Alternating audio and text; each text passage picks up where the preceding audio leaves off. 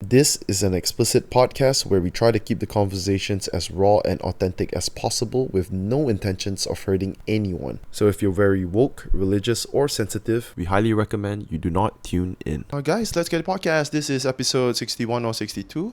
We have someone who looks like he's from Jamaica, nice dreadlocks. I would love to be on the 69th episode, but since you invited me, it's okay. Okay, 69th episode. Yeah, I'll remember that, okay? We do a part 2. Yeah, sure.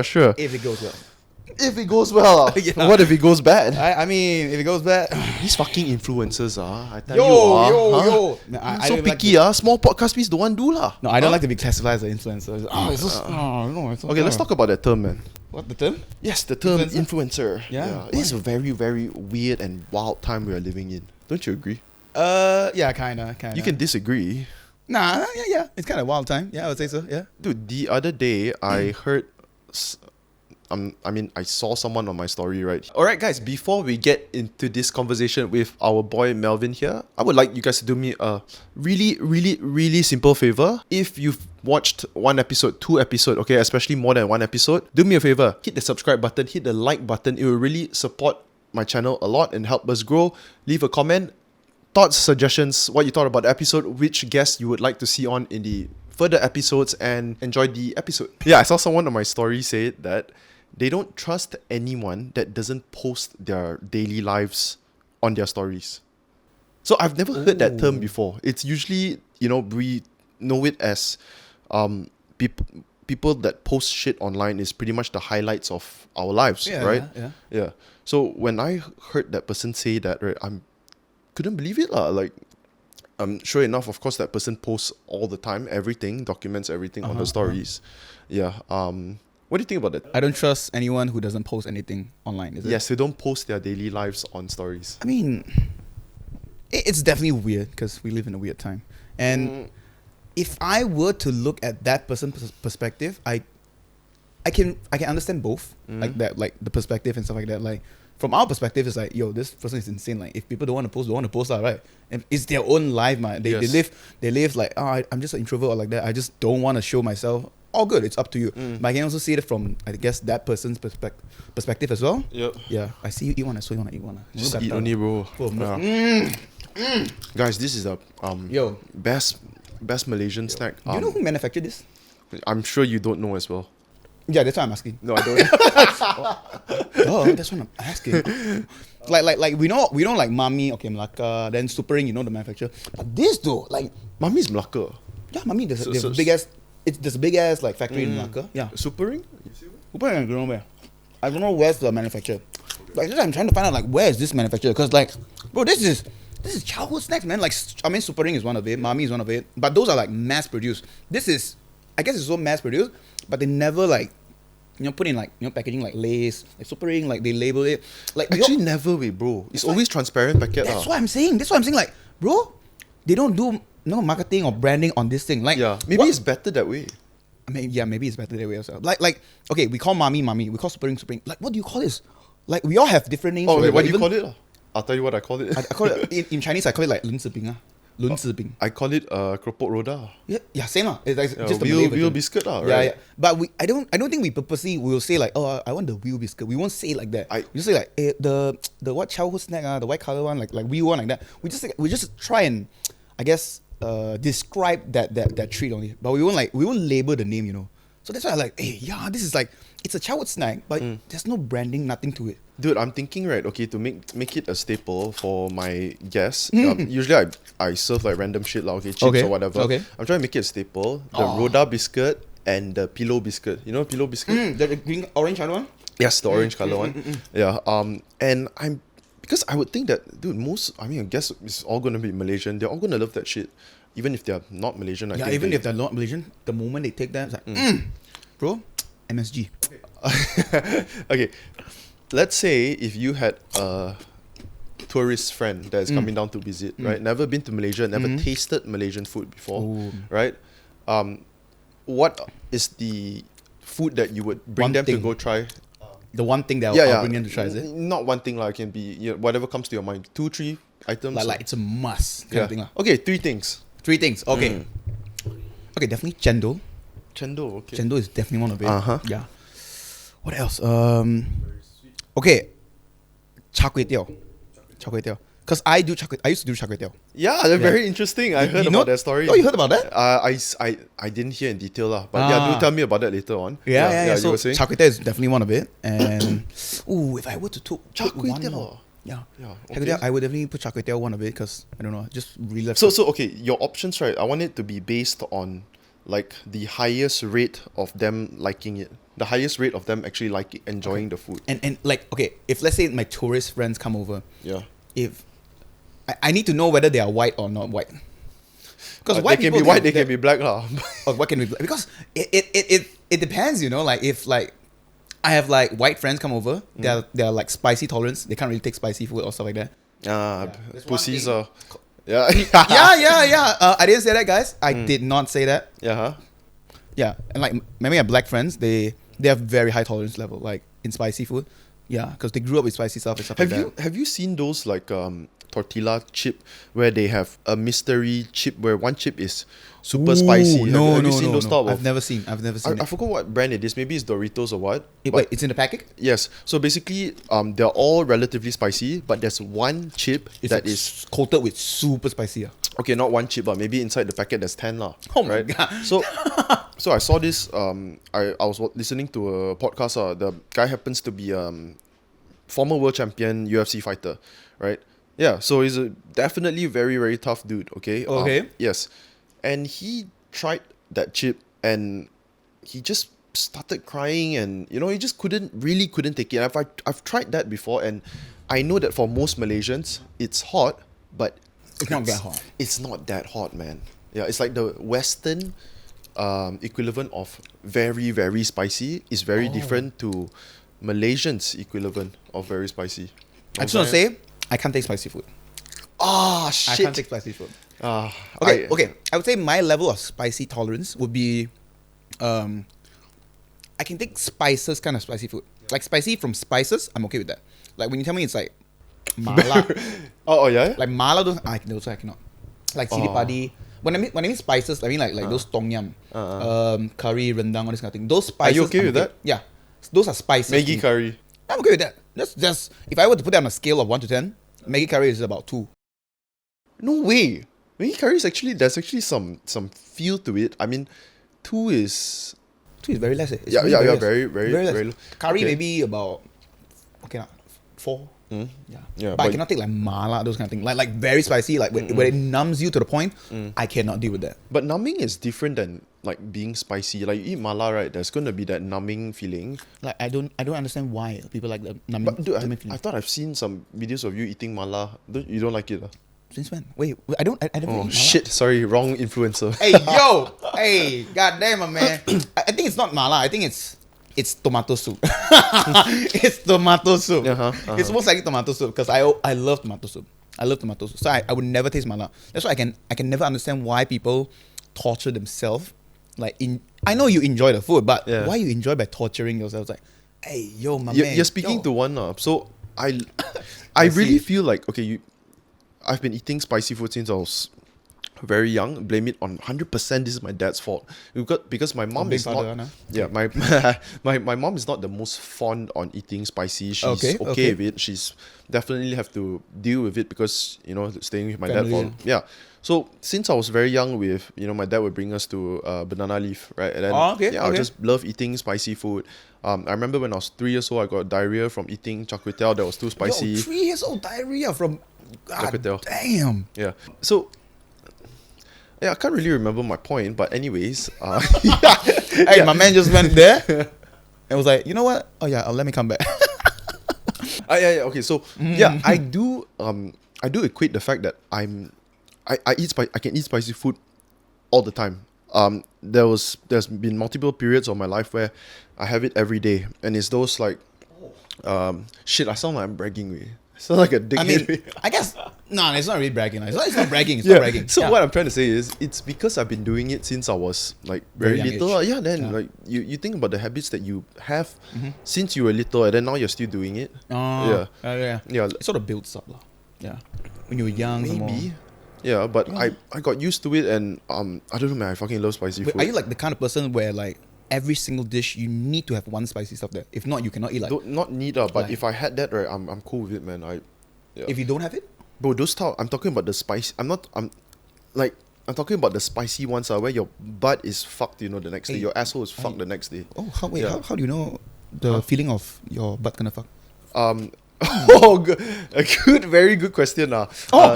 Wait, it feels like you have an answer to it. Yeah, you experiment when you're yeah. younger, okay? When you And were younger, Yes. you got butt fucked. I know this is Malaysia, but is there a problem being someone from the LGBTQ community? Huh? Hey, my man, I ain't going there. 2023, my friend. I ain't going there, my man. I ain't going there, man. I ain't going there, man. Yeah. You have nice hair, bro. Oh, thank you. Yeah, I have nicer hair down there. What type of hairstyle would you do you have down there? I'm very curious. Fuck this conversation. Wow.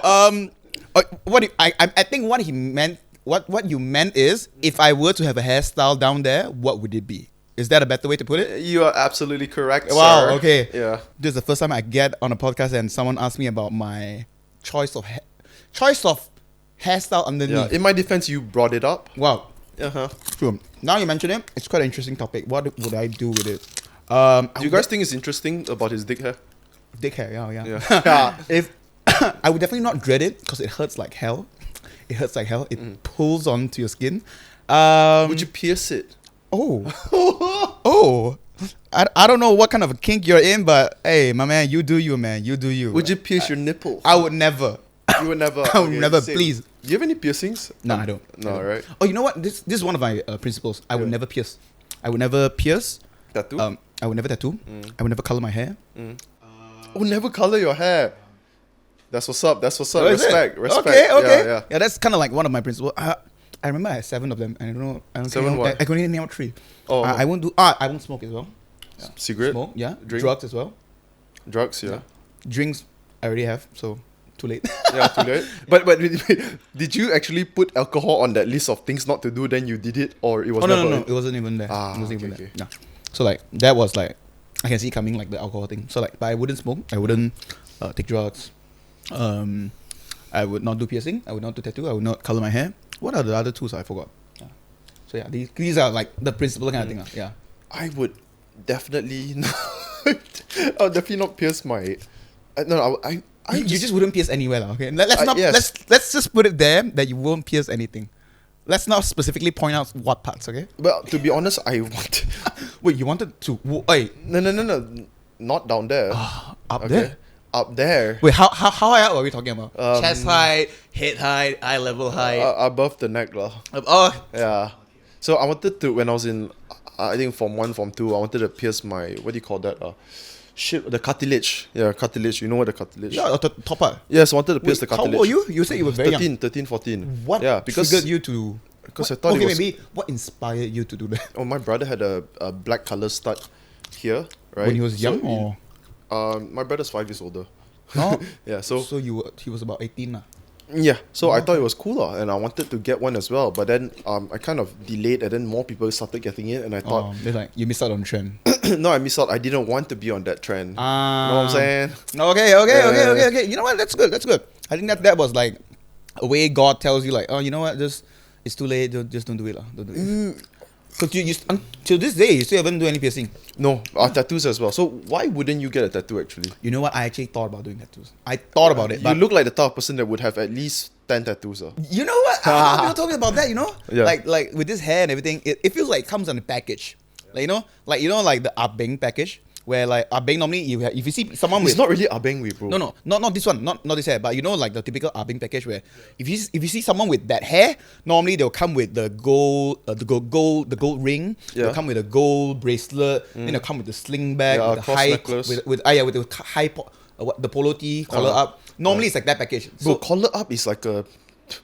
I think this generation don't have this was like last yeah. year. Yeah, But if what's it's up? like if you got brought up in that era, it'll be that lah. So like everyone, when people see this hair, they'll be like, yeah, this guy definitely smokes. He definitely they has think, tattoo. they think you smoke weed also, definitely. Oh yeah, definitely. Even people I've been offered before, like, oh yeah, go on. I was like, oh dude, I don't. I was like, oh wait, you What? don't? What? Really? Nah, Bro, man. your hair, Like, yeah, yo, dude, nah, man. I look at you like you smoke that grass. Like, Yeah. nah, man, I don't do that kind of stuff. Yeah, I don't do that. So I was Okay. like, Yeah, I actually thought about doing like sleeves. You know, like A full sleeve. yeah, not a full sleeve, probably a half sleeve. I've thought about doing that before, but then I think kind of like your situation as well, where I wanted to do it. I thought about doing it. It's not cool I looked anymore. about designs and sort of like it just got popped out. Like a lot of people started doing like the half sleeve, like you know the Samoan tattoo. Yeah. They just like they have like Samoans and stuff like that, like all this kind of thing.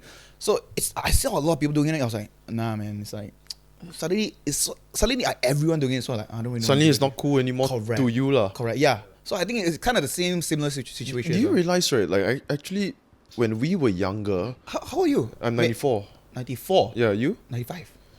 I, Just close. I very assume close. same, similar. Very lah. close, very close. Yeah, so when we were younger, right, it was still the time where if you saw people in Malaysia, especially people wearing tattoos, there's a higher chance that they're abeng or gangster. Most likely. Yeah, Most then likely. after that, when you get older, right, when we got older, maybe the last 10 years, 15 years is just anyone has a tattoo. Doesn't mean you're a badass or whatever. True. It's true.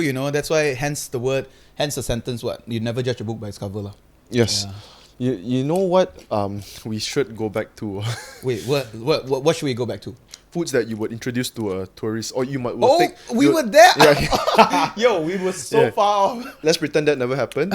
Yeah, and we're gonna start again. So if you Okay. had a friend coming to Malaysia, okay, that's a tourist. You can be a black person, can be a white person, yellow person. I mean, yellow is us, but yeah, he can be black or white or just anyone. Okay, Anyone. never been to Malaysia, never tried Malaysian food.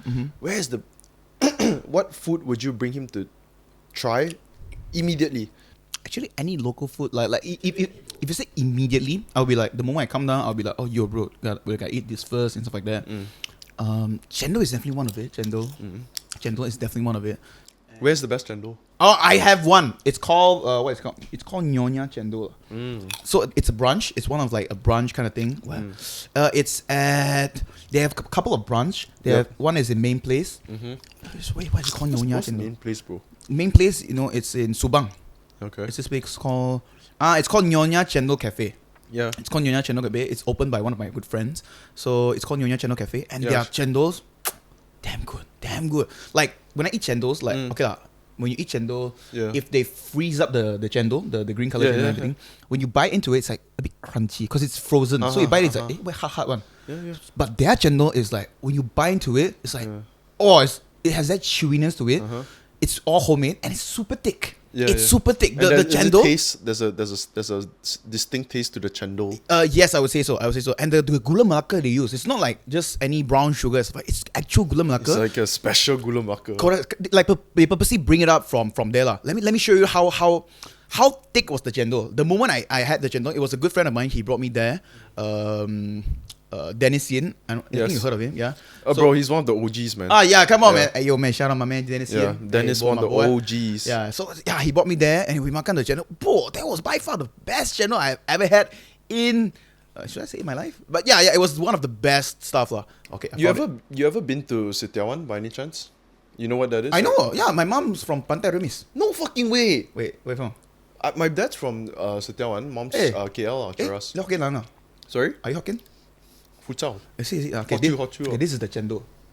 Oh, dude, it looks like a big worm. It's very thick, it's but very it thick. looks good, and it looks like there's a lot of santan down there. Yeah, it's very good. The chendol is very thick. I mean, yeah, very thick. Bro. Yeah. So it's like Chun.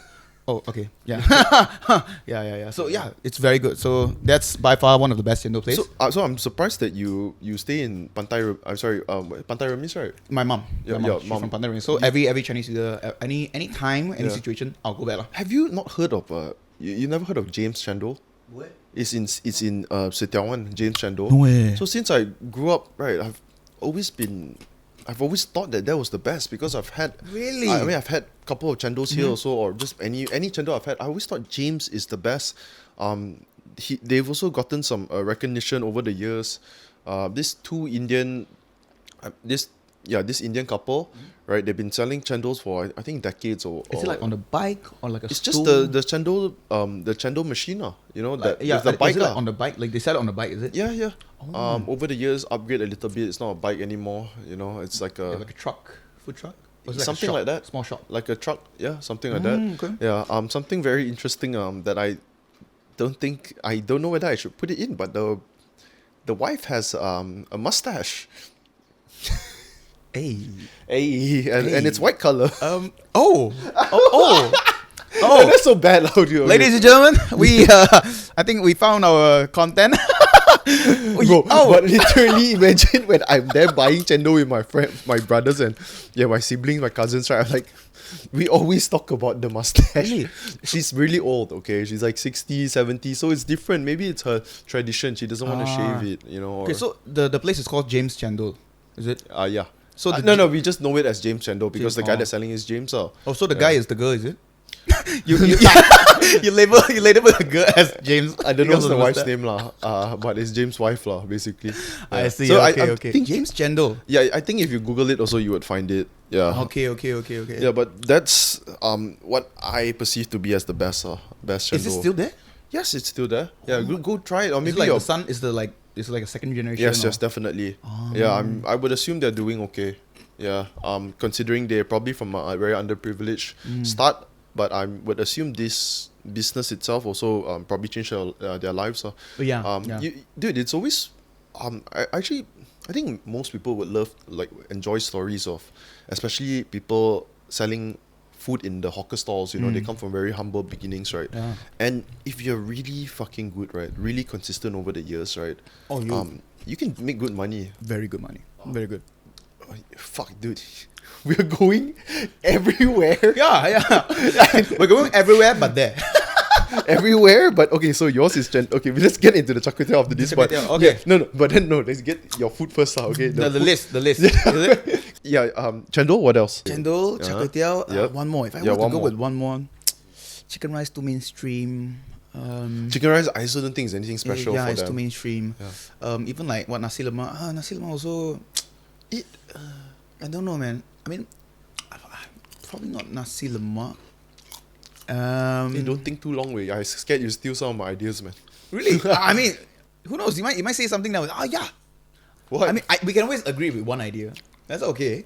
Oh yeah, sure. Biryani sure. is quite normal. Biryani, I feel Biryani, is quite normal.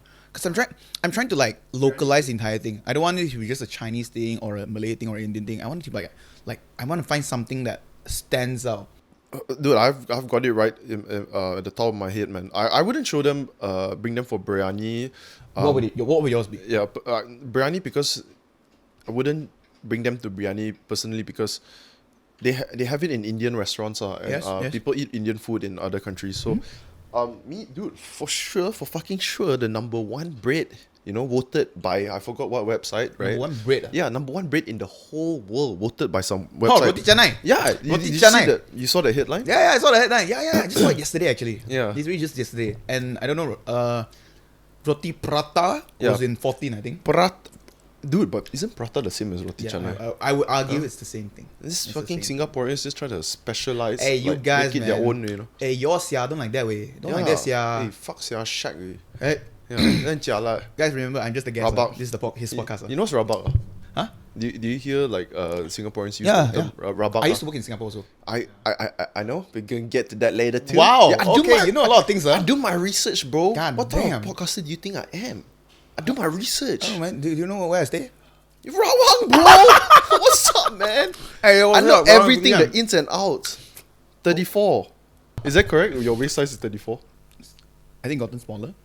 about Okay, 32. nice. Congrats. Okay, yeah. Okay. Wait. No, We let's- can't. Yeah, let's go We back. can't. We can't stop there. Like, wait. How do you know my waist size? I don't. I was just. Oh, I got you. Look at me and say, oh, yeah, Yeah. he looks like a 34. Agak. Yeah. No, I see. Okay. So yeah, so #1, I would definitely bring them to try roti canai, right? Okay. Because come on, roti canai, bro. If you don't like roti canai, and honestly, roti canai is the most plain, right? There's roti pranta, roti bomb, roti tissue. Roti tissue, of course, always looks cool to people who have never tried it. What else? I get roti pisang. I would get not really roti Milo, but yeah, I love roti bomb now. Okay, but other than that, Ramly burger. Oh, that's a good one. That's a good shout. That's a very good shout. They have burgers everywhere, right? All over the world, there's burgers. Yeah, but yeah. Ramly burger just tastes different, man. There's something about that cheap ass patty that's filled with. Correct. And it's that cheap ass mayonnaise. Like It's the they don't cheapest. It's the cheapest mayonnaise where they sell in big packet, 2 kilogram. They just squeeze out the mayonnaise like That that. cheap that Correct. cheap chili sauce That- taste. correct. It's the Yeah. cheap chili sauce, and they put a bit of like the ketchup. You know, there's a bit Yeah, ketchup yeah. to it. Yeah, it's that. It's Yeah. that makes the whole burger like rumly as well. It's, and you know the way they banjai it, I don't really like the banjai lah, to be honest. It's too much. If it's messier, it's very messier. yeah. But yeah, that's definitely a staple. Okay. Oh shit. Yeah. One more that comes. But to yours is what? Roti yeah. canai, Roti. then ramli, and one more. Yes. Ramli. Oh shit. What? Damn. I actually want to say chili pan mee. I mean, it's not a bad shout. Yeah, you but it know? doesn't seem that unique, right? Chili pan mee. It's not really a bad shout, but it can be better. I'm pretty sure. Shit, man. Vishnu, got any ideas? Like what? Yeah, Vishnu is helping us out. Yeah, Vishnu, if you were to bring a tourist friend who's never had Malaysian food at all, never have no idea, what would you actually bring them to try? They obviously have to try the nasi lemak first, lah, bro. That's Oh, like okay. staple Malaysian food that everyone is. So yours would be the nasi lemak. That's Okay, okay. Then you guys already said roti chai. That's Okay, Yeah, okay. So we got the Indian food, we got the Malay cuisine. What's the last one? Honestly, bro, I think I might bring them for chili pan. Chili pan. Oh, hey, Bro, Indians and Chinese love chili pan. it's true. It's Yeah. nice. It's nice. Take them to what's Super Kitchen. Super bro. Kitchen. Yeah, Jojo, all this. Yeah. That's my shit. That's my shit. Okay. Yeah. I think about 2 years ago, a friend from the UK came down. Wanted to try like the most Malaysian things, lah. Yeah. So I was like, okay, would you like to try like this chili pan mee and stuff? And she said she just couldn't eat spicy food and stuff. Oh. I said, okay, don't eat with chili and stuff. Yeah. Dude, she just loved it with the chili. She was like literally crying. But she was enjoying it. She was loving it. She was loving with a passion. Yeah. Oh, but she was suffering at the same time. Yes. Oh, okay. Yeah. That's when you know it good. Ah, you Yeah, good, you man, good. man. You ain't got me, man. Man. I think I actually, if you tell most people, let's say Westerners or just foreigners, right, they actually don't know that nasi lemak is from Malaysia, right? Yeah, I think people would assume because I think we have a lot of mix of different cultures and stuff like that. Yeah. People will say, but it's I don't think they would know, would they? Have you lived abroad for extended period of time? Singapore. Singapore, Yeah, that's yeah, one but of the it. Western, not the Western countries, right? Nope. So because I'm a bit conflicted in my mind because when I studied for a good amount of time in Melbourne, worked there as well. Oh. So when I stayed in the CBD, right, CBD is very different than the whole Australia. You know, the city side, the suburbs or whatever. When you stay in the city, right, it's so diverse, you know, in races and nationalities that people, if you live in the city or near the city, right, or maybe in a 30, 40, 50 kilometer radius from the city center, which is, for example, like KLCC, right, you would know what is nasi lemak or all the Indian food or Korean or blah, blah, blah, because it's all very diverse. I mean, yeah, just for example, Okay. yeah, Australians people, all, they know lah what is Malaysian food. I think Australians definitely not because I think we have a fair amount of Damn, Malaysians fucking a lot. in Australia. Yeah, a It's lot. different though because when I there was a time where I did it's one of my school assignment, which was I had this subject, right, where the whole subject was it's an elective, okay, not part of my majors. So I picked this I did business school, right, management, very general degree.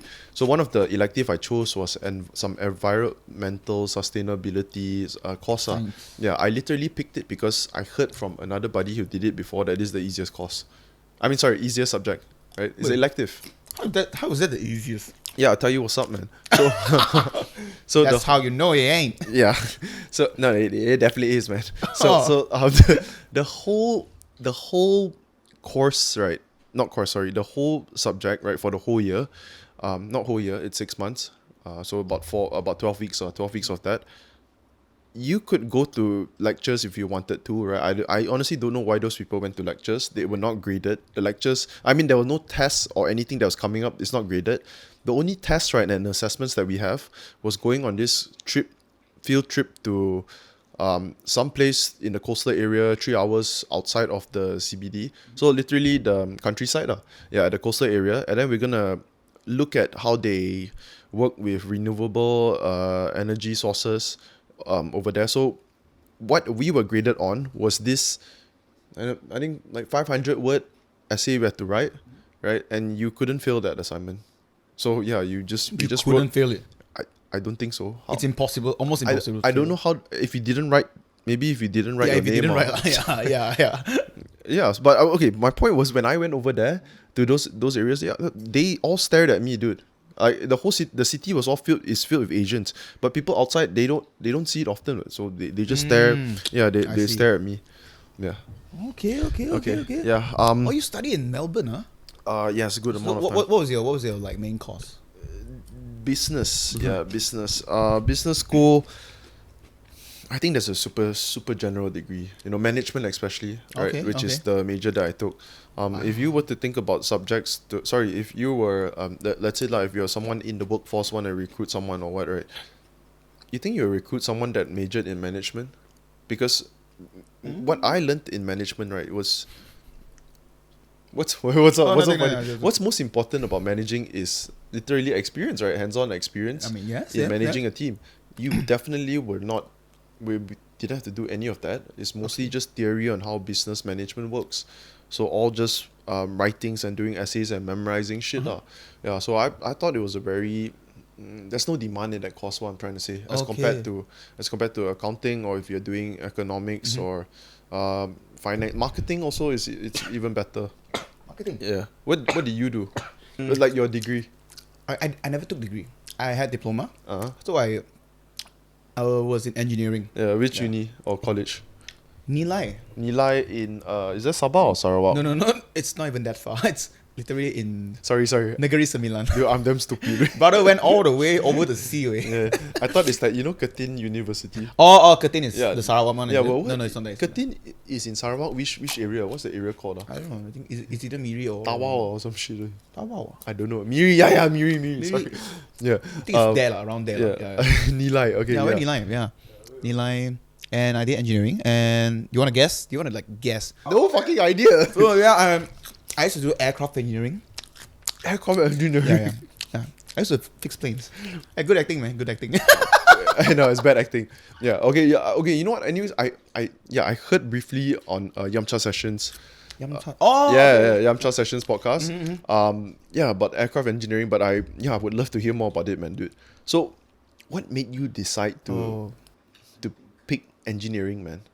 Sorry, aircraft engineering. So I wasn't really into engineering back then. Okay, I wasn't really into engineering, but then Did you do like, is it like a foundation in engineering? Nope. And then you decide after that whether to do aircraft or chemical or whatever? No. I straight went into a diploma for aircraft maintenance engineering. Yeah. Okay. So how I started it was because I think what inspired me to went into that field was because when I came up, SPM, all this kind of thing. Which high school do you go to? Taman Desa. Yeah, SMK. you got 2 Taman A's. Desa. Huh? What? I say you got 2 A's. Yeah, I got 2 A's. I do my research, bro. Oh my god. I know what's up, man. That's... What's up? Professional. That's what they call me, man. That's a bit too weird, lah. Yeah, it's stalker, bro. It's like No. I swear it wasn't that long. Only like 30 minutes. And... like there's this interviewer. He's in the rapping scene, man, like the music industry. Yeah. The girl, is it? No, it's the guy. It's the guy. What do you call him? His tagline. Nardwa. Yeah, Nardwa. Yeah, correct. This guy, he's like the CSI, like the FBI of like the rapping or the music scene. This guy is... It's like I feel like the CIA just needs to... In order for the CIA to get information, they need to get from this guy and approve it. Bro, this guy knows everything. Like he knows like when you were childhood, like your same row, your neighbor. He knows everything. He asks all this kind of thing. So like that thing reminds you of how good I am. Correct. It shocked me a bit. It shook me a bit. What asked me again? You asked me what was the question that shook me a bit. The SPM 2 A's. Yeah, the 2 A's one. Yeah. Where did I hear that from? I still can't remember. The thing is, I've forgotten I got 2 A's. Okay, that's the thing. The thing is that I forgot I got 2 A's. I don't think you forgot. I think you just couldn't relate. Like you just get no way. Like, did I actually get 2 A's? How did he get it right? Or how? Because like it suddenly said 2 A's. I was like, what 2 A's? Like 2 A's AA battery or something. Like that. I was like, 2 A's. Like, I was like, oh, your SPM. I was like, oh yeah. Then it unlocked my brain. It's like, oh yeah, I had 2 A's. Where did I hear that? It had to be Yamcha lah. Yes, that's the only one. I think so. I think it must be that. Yeah. I did a few, but I think that was it. Like, which other pod did you do? Mr. Money. Mr. Money. Oh yeah, you seen that? Yeah, Mr. Money. I didn't see the Mr. Money one. Yeah, just Yamcha. Got others. Actually got one more, but I think that one is one of my friends by Ray Mark. Ray Mark. Yeah, Hey, he's a what? YouTuber. Ray Mark is so. Is he a Malaysian? He's a Malaysian. Why so familiar with you, dude? Oh, dude, this guy, Raymond, he's... Oh, really? Yes. Oh, dude, he's the first YouTuber in Malaysia. The very first YouTuber in Malaysia. What? Okay. Oh shit. He's the very first Hey, YouTuber in Malaysia. do you remember there was this guy not Ray J, Ray William Johnson? Oh, of course, Yeah, dude. He is- bro. I can't believe I can remember it. Ray William Johnson. Yeah, he was good, man. He, He was, was really, good. really He was good. good. I loved his videos. he, Dude. he is. Then he sort of fall out, but then he sort of back in the game again. Oh, I don't know. Yeah. He's sort of back. It's all like all this other YouTubers like Ryan Higa, all this Wong Fu. They were in the scene, what? I think Ryan Higa is out. They're out for good. Yeah, Right? Ryan Higa. He's Yeah. doing streaming. He's streaming and stuff like that. I mean the new emperor of YouTube, and Mr. probably Beast. not only the emperor is probably just the goat of YouTube. I guess. would say he's yeah, it's quite insane, man. What's his subscriber count at? 120 million or some shit. Right? 120, 130 lah. I don't, bro. It's definitely in the 100 something lah. Yeah. And it's crazy. And if I'm not mistaken, right, 100 million is literally just his own channel, and then he has channels that Correct. have the same content but in different Yes. languages. Yes. So I don't know, it's hundreds of millions. Well, I don't even want to put that into perspective, man. Like, So insane. for people that don't know lah, there's actually people that don't know What? who Mr. Beast is. It's true. I Yeah, had friends, a lot of friends actually, a lot. Like, Sui like the Mr. Beast in Huh? Chinese, yeah. I mean, of course, the language barrier is a big reason But then why. I think if you were in like you watch Facebook or anything like that, even the Squid Games thing where he replicated in that Yeah, thing, it shows that up everywhere, bro. Yeah, that itself was like it popped up in mainstream media Yeah. across the world. But if Yeah. your content, your algorithm is already set to, let's say, like, it's a Yeah, Mandarin, alright, you you probably wouldn't, wouldn't see it. unless they have Mr. Beast channel in Mandarin, do they? I really don't know. You should. Yeah, but anyways, okay, because Mandarin is a huge market also. I think they It's a huge probably market. do. Yeah. Or maybe someone else did it. Yeah, so his business model is, ever since he started YouTube, every single penny he earned, invested all Back into videos. his business. Production. Yes, everything. And then you'll notice that apart from production and the crew and the team that he has to the salary that he pays for those people, the type of content that he does, let's say for example, I just saw one that the other day which is fucking ridiculous lah. Shredding, they use a giant shredder. Oh yeah, that was Yeah. quite recently. Yeah, 2 to weeks ago, I shred. think. Yeah, to An shred entire- a Lamborghini or one of those sports cars, a McLaren or something. It was a Lamborghini, red color Lamborghini. Yeah, he shredded, just shredded. Okay, so that's people. There's going to be a lot of people out there bitching and moaning, saying like, oh, that's what how people waste money, or what type of example you're putting out there. Like, motherfucker, he earned everything, bro. But little do they know, he give back to community a lot. A lot, A bro. lot. He even had there's a channel, Mr. Beast Philanthropy. Yeah, he had that. I didn't where know he that. He cured people's blindness. He cures I saw that people's one. hearing problem, all this kind of thing. A lot of things like he solved all this all these problems. I don't think- world hunger or something like that. I don't think he solved. Not solved, but He invented or solved the method or whatever to cure to cure that person's blindness, but then he definitely sponsored it and funded the whole initiative.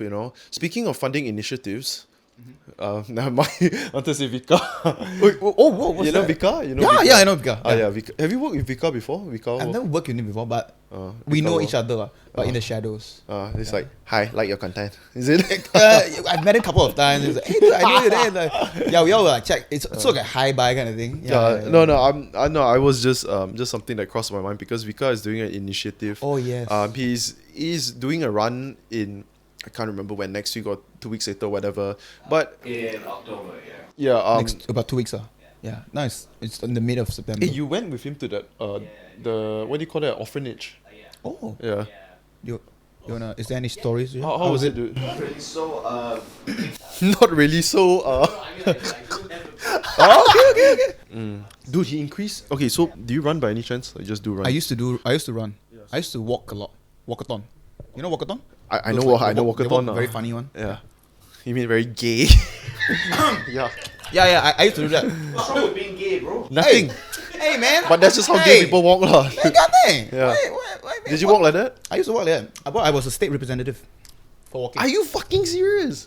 That's why you see I have good ass. Yeah. and I have good Oh, house. wait, really? Yeah. Wait, so was this like a high school? You know, what, Yes, let's go it was back high to school thing. this point. Yeah, so I think he had an injury in his knee or whatever, and he was running, let's say 5 km, at a pace of 8 minute plus, like that, about 8 minute plus per km, which Okay. is is not his best condition or what. But within, I think 1 month, 1.5 months later, he's doing 5 kms in around under 6 or at least Under 5 minute 6? plus. So it's a really good improvement.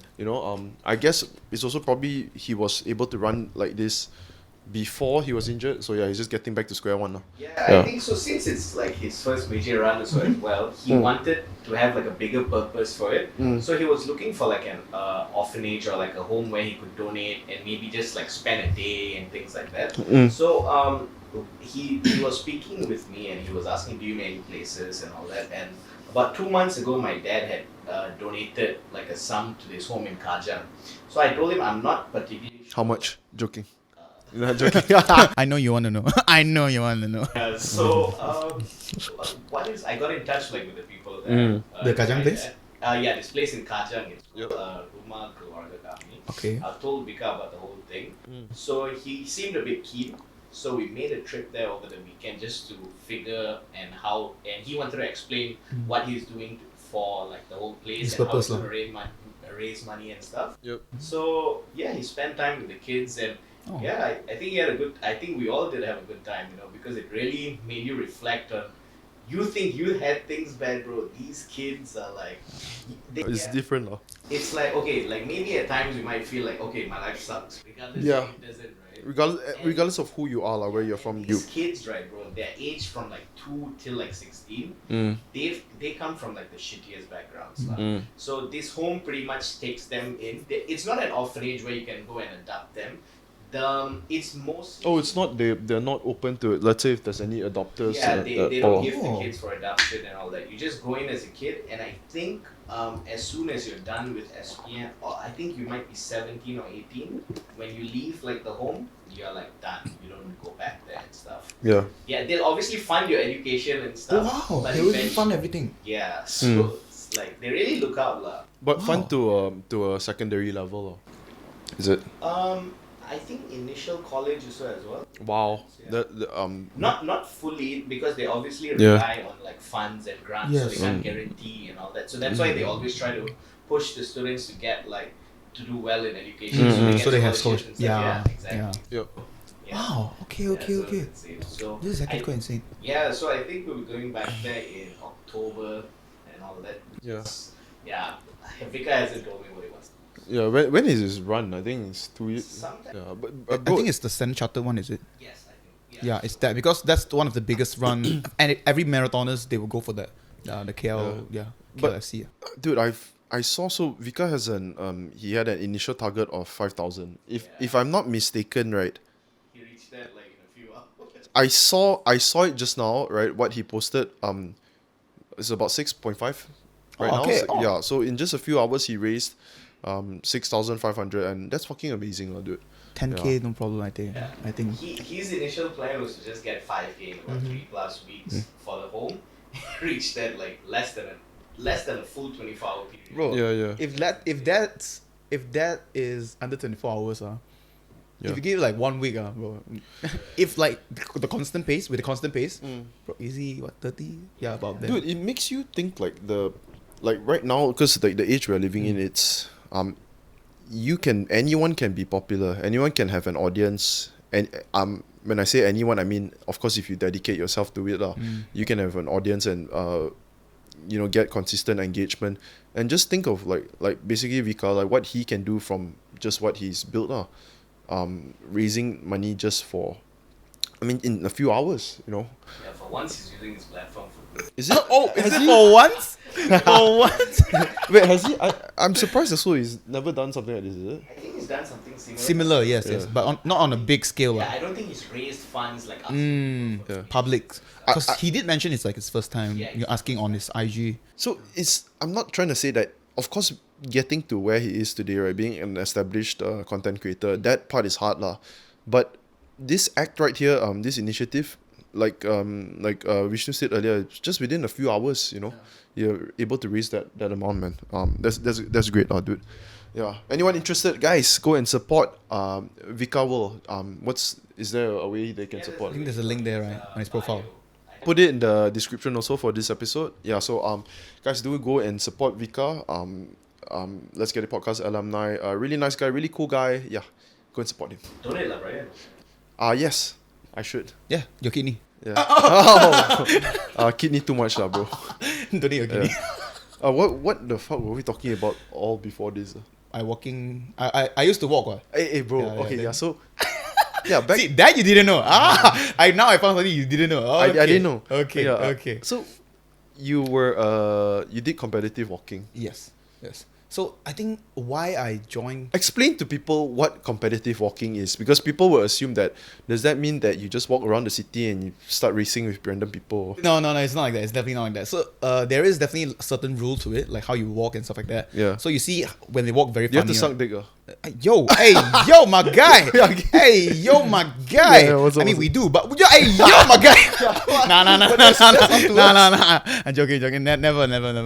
No, you don't have to. You just walk funny. That's all. It's actually not like purposely we did that. It's because the rules says that when you walk in fast pace, what it does is that you need 1 foot on the ground and 1 foot needs to be on the air.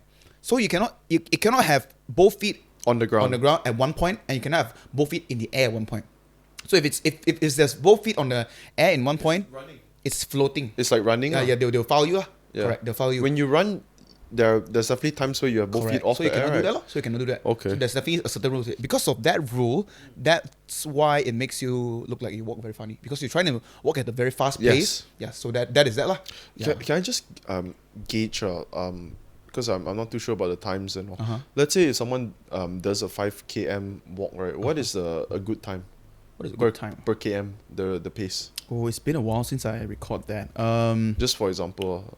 So normally what we do is we do 10K lah. 10K straight. We walk like that. It will take us about, depends really, like about 50. Bro, 10K 50 minutes. Bro, that's the same like jogging. Yeah. That means you guys are walking Very fast. very, very. That's why you're Oh, to the point your ass hurts. Okay. Your calves okay. and everything. Yeah. Hurts a lot. Okay, so Yeah. okay. How did you even get into that way, dude? High school or? I used to be very fat.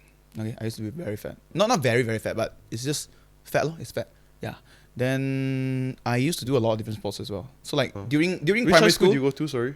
SMK Taman Desa. Okay. But it's in Rawang. Shit, I also knew that, but I forgot. It's in Rawang. It's in Rawang. It's in Okay, Rawang. yeah. There's a Taman Desa in KL, you know. Yeah, I know. Yeah, that's why. That's why a lot of people. I was like, hey, There's a lot of people Taman asking like, Desas hey, bro. you study Taman Desa? Yeah. Hey, you in KL? You know, in Rawang. Hey, Rawang got Taman Desa. Yeah, it's the same name lah. Yeah. But is the school the exact same name? No way, right? It's called SMK Taman Desa. Correct. It's the same thing. Same So correct. Oh, fuckers. Taman Desa. But in Rawang we have Taman Desa 1 and Taman Desa 2. That's how big it is lah. Okay. Yeah. So then I did multiple sports. I sort of like try it out and stuff like that lah. Yeah. So in primary school I never tried anything. Then secondary school I played ping pong because like people play and stuff like that. Then form 2 I played basketball. Yeah. Carry on, sorry. Yeah. Form 2 I played basketball. Then form 3 I did football because football was like. Because I think that time was Each year World one Cup. sport. Yeah. That day was like time was like World Cup. So it was World Cup. Yeah. Then I went into walking, speed walking, because of one of the reason. Bro, so your basically is one of the events that they had at your school sports day, or what is it? It's not like an event lah. It was more like they were like finding people like to join. They wanted to teach people how to do fast walking. So they have students to represent the school. Because that category itself, no one joins. So basically, you literally can get a medal. It's salted Even egg, if- by the way. What? I say salted egg, by the way. Oh, is it? Did you make this? No. But yeah, it tastes good. Yeah, I doubt you made it. Yeah, what's up? So yeah, because of that category itself, no one participated. No one participated in that category. Yeah. So like, then like they got MSSD, MSSS, all this kind of thing. So we went in lah. I went in, then not much people participate. So we went in, and literally, MSSD, okay. MSSD, then MSSS, Selangor mah. Yeah, did you do well in like champion, no?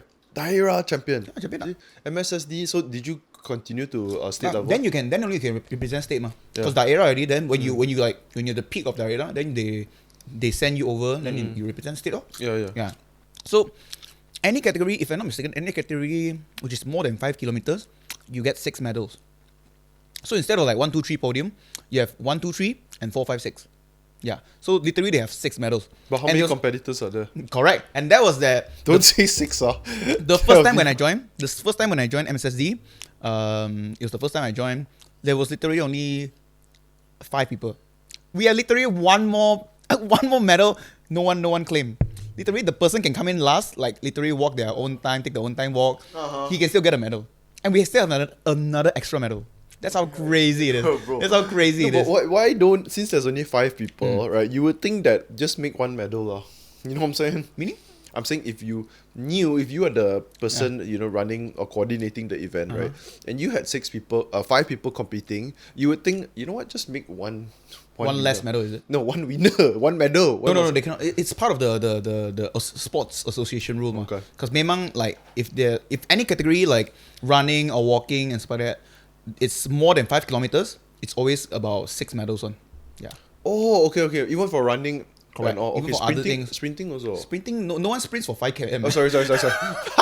Bro, who sprints for 5 km? It's like endurance run. If like you have like 5 kilometer run, 10 kilometer run, those categories, they have about 6 medals. Yeah, so that was one of it. So from 4, I went into speed walking. And I was like, wow, shit. Because I can walk like that. I mean, man can walk like that. It's not because I also can. Yeah, it's actually because of I've seen people. I have this thing where if I see it once, I can sort of redo it with that visual learning and stuff like that. Yeah. So that's how I learned badminton and all these copycat, all these like different sports, basketball and all this kind of thing. So I just need to see it once, then I can sort of do it already. Yeah. Then I can do the fast walking. So I just my teacher was like, oh wow, you actually nailed the look of like walking. Then they just trained me for the whole year. Like they really train, asked me to every weekend, evening they just train me and stuff like that. So you reached until state level. Yeah.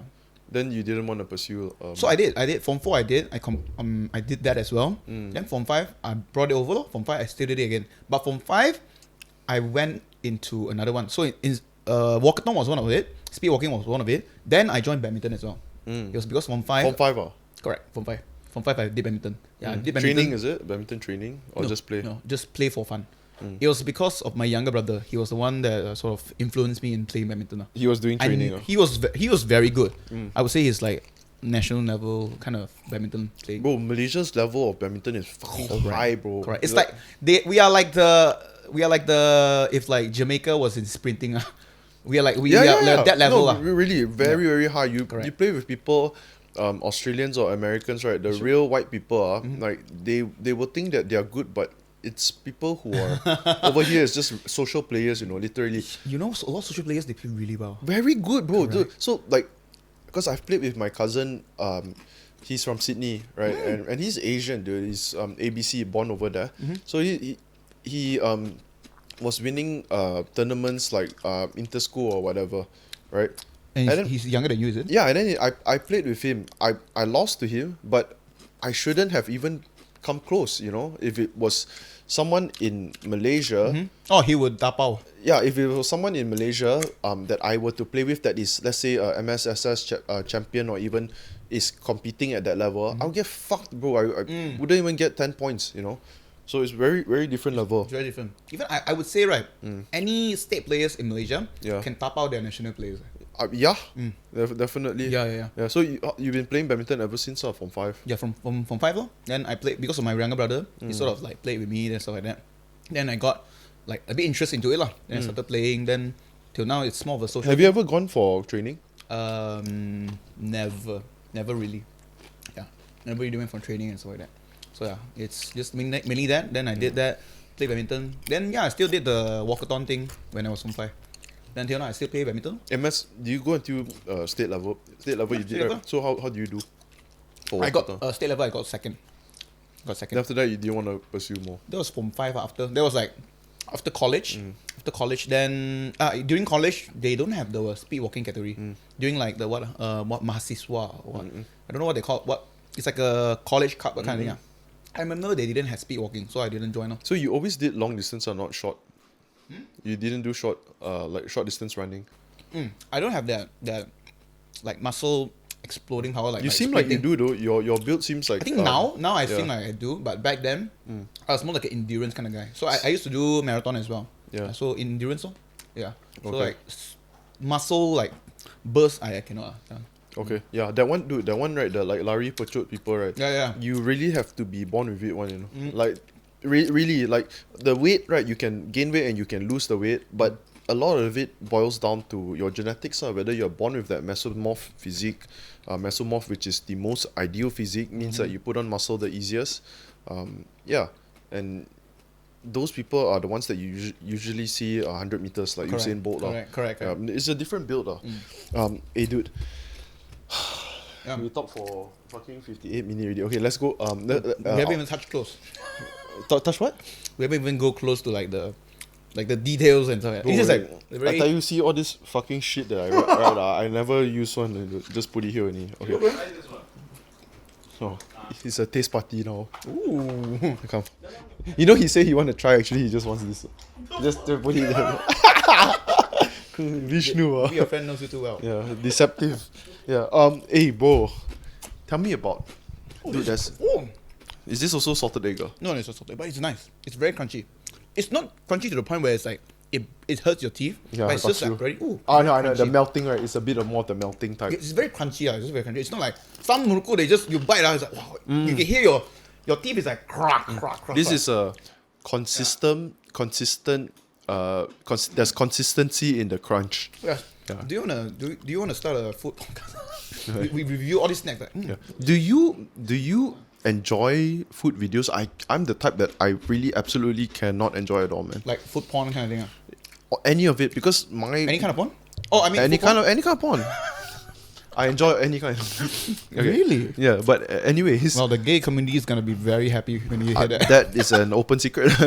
Yeah. Anyways, I just have this thought, right, and I think it makes a lot of sense. What a food video does is trying to show you how good the food tastes, or you know, trying to, like, you're supposed to visually enjoy it, lah. But I find it so tempting that I think it's very. It's gonna make me feel worse. So that's the reason why I don't enjoy it, because unless I'm looking at the food and I'm going to eat it right now, the next 5 minutes I'm going to eat it. If Then I'm, you'll be okay with that. yeah, if I don't plan on going out to eat it in the next 5 minutes or whatever, I'm not going to watch it, because I'll feel like eating it. Oh, Yeah. actually, I'm okay with that. I won't be like, oh, if I look at it, I'll definitely be like, oh, wow, looks very tempting. Like, wow, it looks very good. But I won't be like, I want to eat it now. I was like, I will be okay with it. Yeah. A lot of people are like that. They just watch it for leisure, man. Yeah, it's more for leisure kind of thing. Yeah. And also sometimes it's not because of the food. Sometimes it's because of the people who's like behind in front of the camera and stuff like that. Because sometimes when you, like, let's say you watch Tom Holland eating, I don't know, Korean barbecue. You're not watching the Korean barbecue. You're watching like, wow. You watch does that, is it? Huh? You watch that? I don't purposely go and watch that. It's because certain actors, I will be like, oh yeah, interesting. Like who are Ryan Reynolds and stuff like that. Because they have, like, these people, they have like weird, funny like ways of describing foods and stuff like that. And if they never tried it before, they'll be like, oh, interesting. Ryan Reynolds eating Korean barbecue. You'll be like, oh, what would he think about this bibimbap or stuff like that? Yeah. That one I would, let's say if I'm watching a celebrity eat, right, I would watch if it's Malaysian food. Yeah. If it's not Malaysian food, I guess I'm not interested. Okay. Hey, dude, you told me not you told me, I heard a little bit from Yamcha Session podcast. Oh, you which did your diggings, huh? Yeah, I did a see. little bit, just a little bit, okay, CIA, not much. I see. Yeah, not even an hour. But that was a long podcast. Yeah, That no, I was a just long skip, one. skip. Oh, is it? Oh, thank God. Okay. No, That was but a long. It was like It's damn long, 3 hours, bro. 3 hours podcast, you know. Yeah. Fuck. But anyways, yeah, dude, you worked in Singapore for how long? 2 years. 2 years. Is this right after college? Is it? Yes. After college, then I got an offer in. You're 22, 23? You mean my age back then? In Singapore. No. I was probably in my Yeah, it's correct. It's about there. It's about that. 22, 23. Yeah, I didn't have to do digging for that lah. Oh, It's okay, just- okay. Or yeah. basic math, huh? Yeah, very I see, basic. shit. Yeah. Asian people are all like that one. Huh? They're very good at math. They think they're very good at math, huh? They just tell You're you shit. Asian, bro. Well, I'm mixed Jamaican, yeah? Yeah. Jamaican man. Hey. So your 2A's is the same as mine as well. What is yours? What is yours? It's the same, Okay, bro. English, Yeah. math. Yeah. It's the two Yeah, easiest same. subjects. Yeah, bro. it is the two easiest subjects. I'm not gonna lie. It's You, Vishnu, how many A's? SPM. Yeah. Private school kid. Oh, No, I'm kidding. are you? One. One. Hey, what? Hey, bro. Sorry. Hey, brother straight burst out laughing. Way. Brother didn't even control Why nothing. people do? Bam, just burst. Brother just burst out of nowhere. Why people do content damn stupid? Whoa, Bro, whoa. Hey, Dude, I mean, we all know 1 or 2A is not great, right? one of the ways. Okay lah, it's okay lah. Hey, So was it for English? yours was what? Dude, English, ah? obviously. Yeah, English is definitely. English is definitely you one want of it, you want to stay away from it? It's dangerous, right? It starts the moment you start munching, it's like, oh no. Dude, the no, worst no, is no. the Roda. Really, the The Roda, Roda that is one actually just. quite, it's one of it. Yeah, What's some of the most addictive snacks? Roda. That's my new thing. What else? I think snacks. These are dangerous, like super rings or that. Super Ring, the yeah, moment that's you- quite crazy also. Oh, yeah. Choki Choki. It's still okay. That That one- one is the chocolate that you gotta it's- push out, right? Yeah, it's not addictive because it's a bit too gelat after you eat too much. And also because it's very troublesome for me to push out. It is, To a point where I'll be yeah. like, fuck it. I just, even if I want to eat it, I'll be like, it's okay. The sometimes- trouble that comes with it, it's alright. Sometimes you get Yeah. the bad ones, the ones that they didn't bad make. one? I mean, they didn't package it properly, Oh, so just- it's very hard to suck out. Wow, that was Yeah. mad, That was mad. Guys, you What? crop that out. Brother was like, was hard to suck. so hard to suck it out. I was like, oh, brother, crop that out. Crop it out. Shit. Yo, that's your own sticker right there. Yeah, Choki Choki. Then y'all just add sound effects, being like, grok, grok, grok, grok, grok. Just add that to it, man. God dang, my man moving Isn't that mad how, today, eh? Isn't that how people brush their teeth? Okay, yeah. So, anyways, There you have it, folks. There you have it. Yeah. Your content right there. Yeah. Okay. So, Yo, that shit was mad, fam. Yeah, we were talking about what? Yeah, I was in Singapore. I was in Okay, Singapore yeah. in 2016 to 2018. how do you end up there? How did I end up there? Human trafficking. Don't no, tell, not really. don't tell the 2-hour version. No, the no, one on no. Yamcha session. Oh, I'll just cut it short. I just had it. Yeah. I was there because I did intern in Asia because I was in aircraft engineering, right? Yeah. so I What did that. was the position? When I was in Singapore, Mm. it was a quality inspector. Quality of the aircraft. Engine. So Okay. so when I was in Asia, we had to do the entire aircraft lah. Mm. So we had to do your line maintenance checkup. Basically, all this minor checkups like where the moment the plane lands and goes into terminal, then you have about 30 minutes to 1 hour to check the entire aircraft. Yep. Where after that they will fly off, right? Basically, like a long pit stop. It's not a long pistol. For us, it's a fast one. That's why we call it line maintenance. Like the moment Okay. we check already, the pilot should go out already. So we check that and do all this kind of check. So those were like the kind of thing because we need to check the It's entire. mostly hands-on. Hands-on. Yeah, it's very hands. hands-on. It's very hands-on. Yeah, it's very hands-on. So how was aircraft engineering school like, man? Was it tough? It seems very complicated. You see, surprisingly, it wasn't tough at all. It At wasn't all. tough at all. It wasn't tough at all. So people associate engineering with you Very have to hard be stuff, complicated stuff. Yeah, you have to be fucking good at maths, Yeah. maths, whatever. you don't even need to. Don't even. It's need more like what do you call that? What do you the college, automotive college? Is it more towards that? No. It's not No. even close. Not even close. Let me Okay. tell you. One of the subjects that we need to take inside of the aircraft maintenance course, right? One of it is mathematics, okay? And let me tell you, the level of the mathematics, that level, chapter 1 itself was so easy. I was shocked. I was like, yo, Yo, how is this? How is this Standard in two, a uni course? Yeah. Because the first chapter was literally addition, subtraction, minus time. I was like, what? This is like what, primary school? Eh? Yeah. And I had harder maths during our secondary school time. I was like, yo, why are we learning this? Then as it goes on, even the whole mathematics subject, the hardest part was just like doing what? doing certain equation lah. It was literally just that. I was like, wait, it's so easy. But then there were harder stuff like physics and all this. Mathematics is human everything you've covered in SPM or even less. Everything. Even I would say SPM mathematics was harder than what I took in my engineering. Yeah, so I did that. Then it wasn't as hard as people think. Because you actually don't even need a diploma to go inside. To do your course. Yes, you don't even need a diploma to work in Air Asia or maybe like the maintenance field.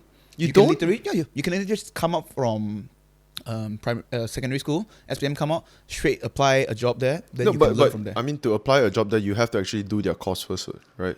They'll teach you all this kind of basic, because it's a lot of things is very basic. Because so you were training and studying with them. No, I didn't. How long did that course take? The just 2.5 years. 2 years studying, half a year internship. At Asia or some other company? I did my internship in Asia. Yeah. Okay. Wow. So that course. Zero salary. Internship. Zero. So no, but that course, right? They already told you at the start that okay, you are going to do an internship with Air Asia. And no. You can choose. You went and you applied for it yourself. Yes, you apply for it. You find some of like because they have like KLM. Those like KLM. You can find some of my friends even they went to like private jets. They are still aircraft. They can go private jets and you can choose like helicopters and stuff like that. Yeah, but it's a very different thing, helicopter. Yeah, you gotta take different modules and stuff like that. Yeah, so you can definitely go with that. But then it's still up to you. Then I went with Asia because I feel like Asia quite reputable back then, and there's like a lot of things to learn because it's a big company. So I went there 6 months, studied. Not studied. Did my internship there, and I came out. But was that in Singapore, the 6 months? No. It was in Malaysia. KLA. In KLA too. So I did that internship in KLA. I did that 6 months. Then came out, got an offer in Singapore. It was more of an interview lah. Then I went there, did an interview, and it went through. Then I started working there. That was a very funny story you told, man. Because I heard the more detailed version on Yamcha session lah. Maybe you just summarize a bit what happened during the interview. So Melvin went there with 3 or 4 other buddies that are let's call them aircraft engineering. They were super qualified. They were like overqualified kind of people. Yeah. They every 5 words that they say, they have push up their glasses basically. Literally. That's damn fucked up. Right? Literally that. They were the like during my class, they were like the top students. Like when it comes to like theories or all these kind of things, exams, they would nail it. They were the people that they would nail it and stuff like that. Then we went to the interview. It was a walk-in interview, by the way. It was like they were only gonna pick like maybe 1,000 people. It was the first stage, right? Yes, first stage not 1,000 people. They were gonna pick a few hundred people. But that day, even the first day itself, because they opened up 3 days walk-in interview. The first day itself, there were already like 1,000 people at the front of the gate. I was like, "What is this mess? What is this 1,000 interviewees?" Yes, just to come in because it was a walk-in.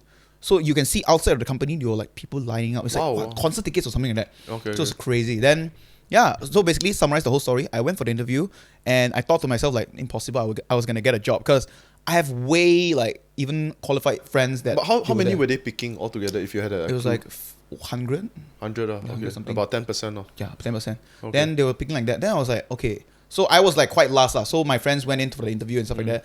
Then what they do is they interview you. Then you come out. Then they bring you on a tour, walk around the entire factory. They let you see the place.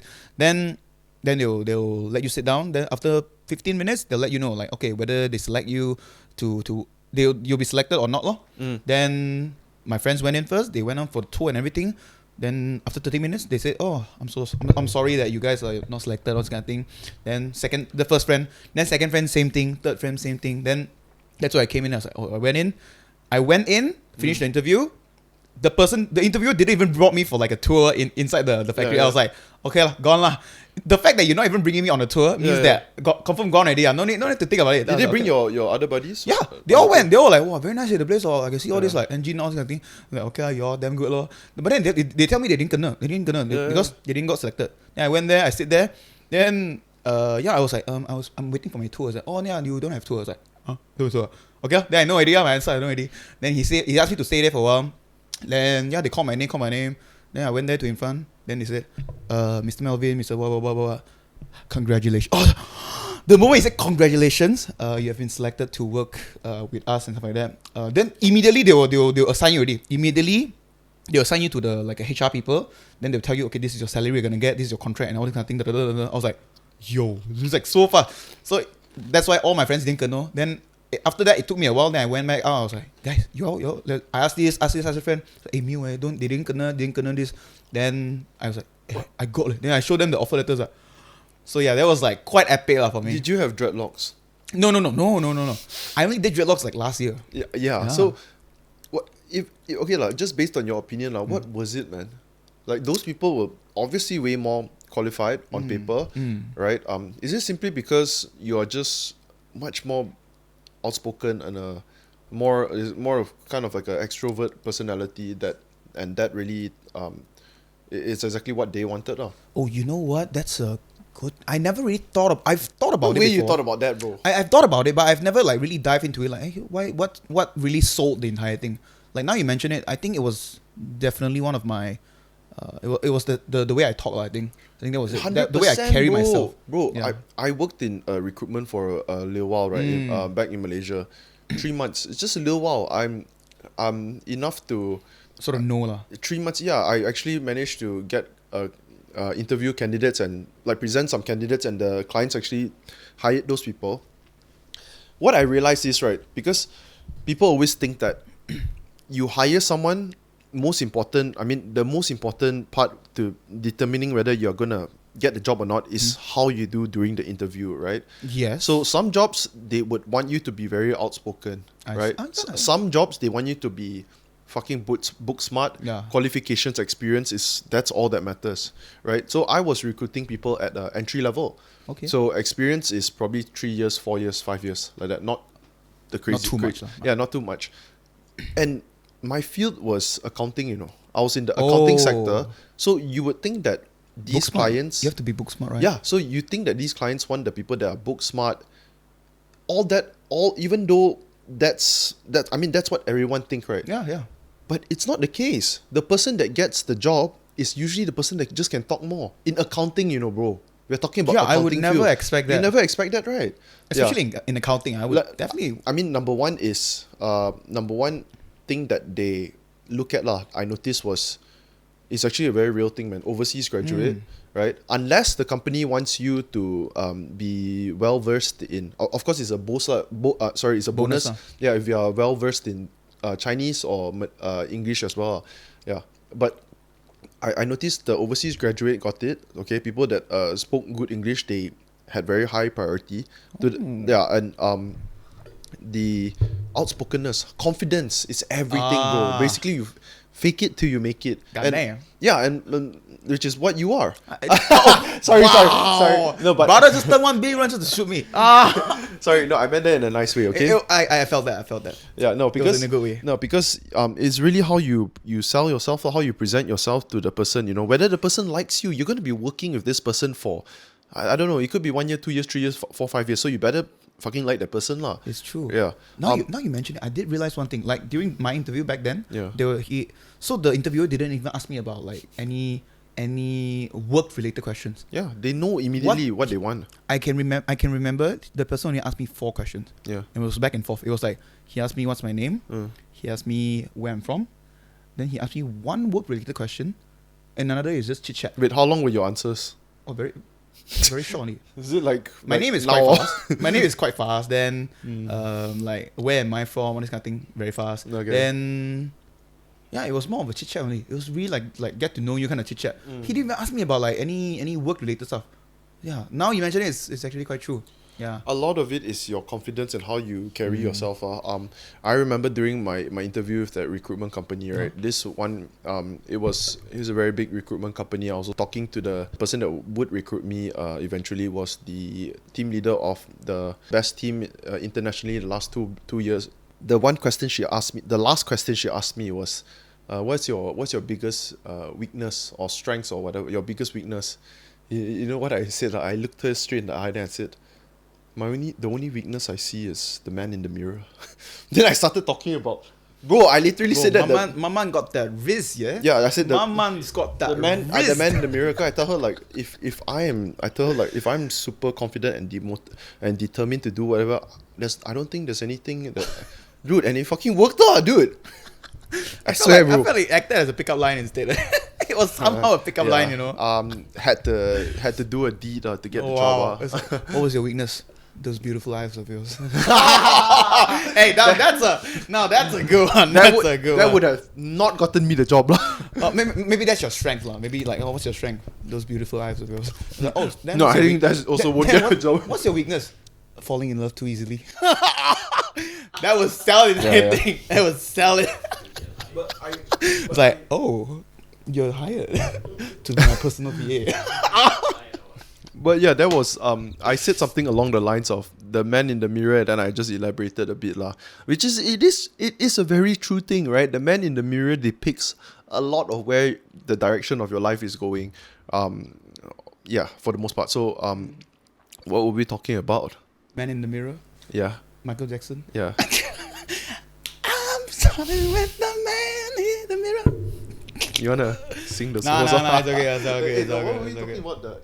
Oh yeah. So yeah, Working, The yeah. interview. Yeah, outspoken. Yeah. So you stayed. You got the job. You stayed there for 2 years. No, actually, I stayed in JB.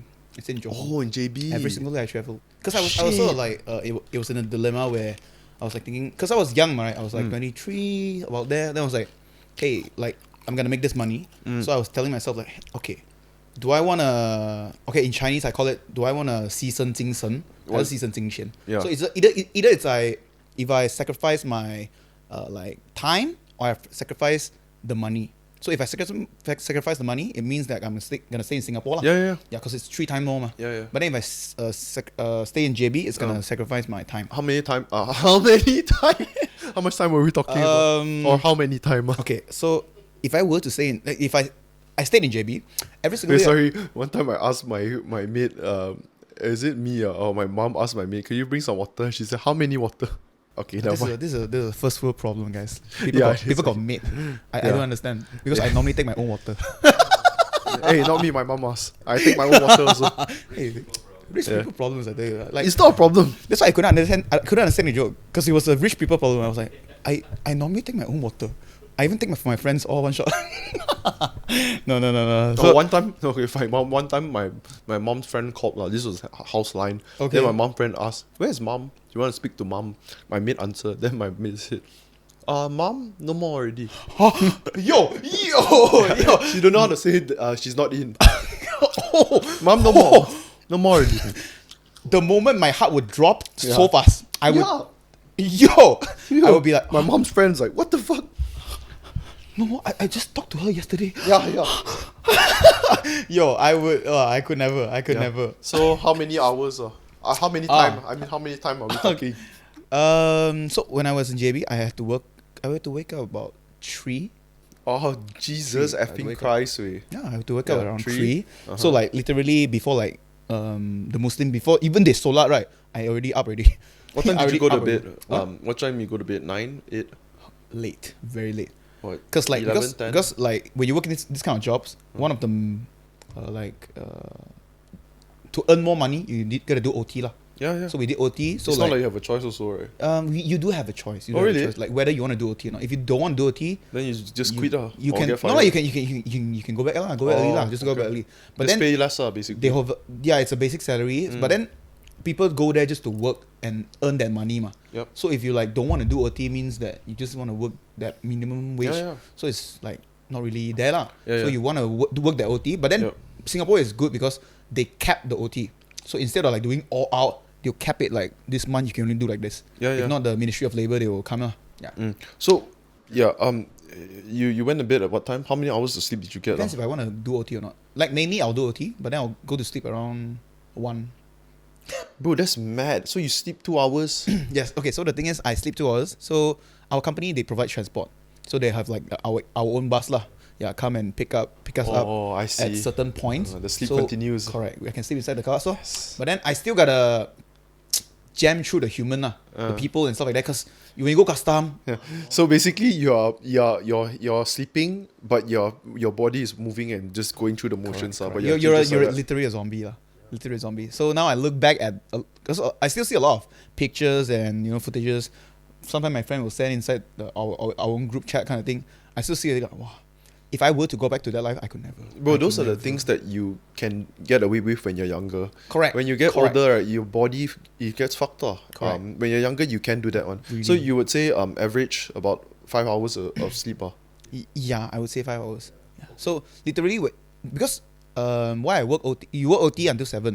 Then 7, you work until 7 is okay. You can come out, you can work everything. But then the hard part is where the traffic jam, so long. Actually, So long. Actually, if there's just if there's no jam, how long would it take to get back to your place in Johor? Oh, it'll be very fast. Let's say if I finish work around 4 something, I'll probably reach to the company, take the bus through custom, reach my home. Probably it's gonna 6 something. 2 hours, 2.5 hours. hours you can reach That's home. normal timing. That's okay. That's good timing. But if I work OT, I work until another 7 something. Then the moment I clocked out from my company to reach my home, right, I'm gonna reach home probably around 11 or 12.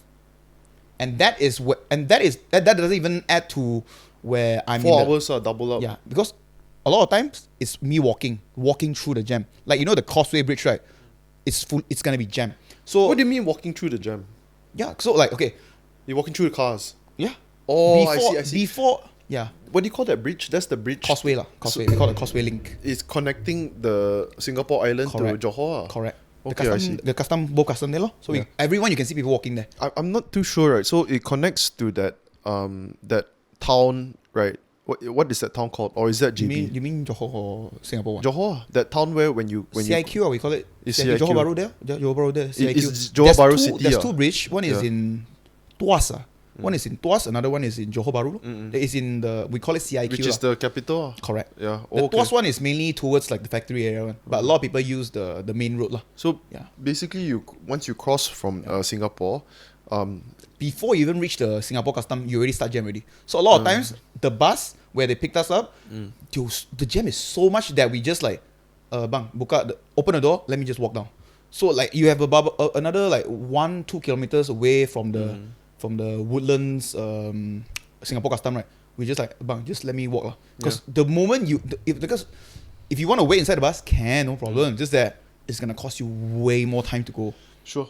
So in the custom area there, it's in the vicinity of the town, is it? The Johor Bahru town. Close.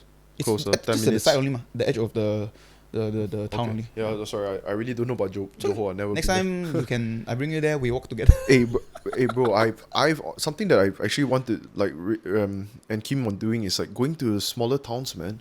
Like in In Rawang, yeah. yeah, Rawang is a bit too big also, that town. Oh, is it? Yeah, there's a lot of smaller towns, man. Don't get ahead of yourself. I mean, Rawang. Yeah, So I mean, I'm from Rawang. have you heard of this account on Instagram called Small Towns MY? So No. they do short videos, really beautiful videos. Go check them out. Small Towns MY on Instagram. Shout out Ash and John. So yeah, 2 of them, they were always in the videography line. They did videography work for weddings, wedding people or any clients or whatever. Now they're still doing videography work, but they devote a lot of their time to the Small Towns MY project, which is I don't know how many small towns there are in Malaysia, thousands or hundreds, at least hundreds. They've covered about 40, 50 like that, and they do really beautiful short videos. But when you look at when you see their videos, right, they show you the people, the town, the food, everything, and then it makes you. It's like a travel vlog lah. Yes, it is. Yeah, so just watching them do that right now, I think like, wow, I stay in Malaysia, man. I do want to. I'm interested in trying that out, man. You've been to many parts of the States, many states. Would I say a lot? I've traveled a lot. Also because of one of my jobs. Like back then, I used to work one job. Then, yeah, that job took me to a lot of places. So, yeah. What sort of job was that? Yeah. So I used to work in Singapore. Then I came back to Malaysia. Then I changed a different kind of job. I went from an aircraft person to biomedical. Yeah.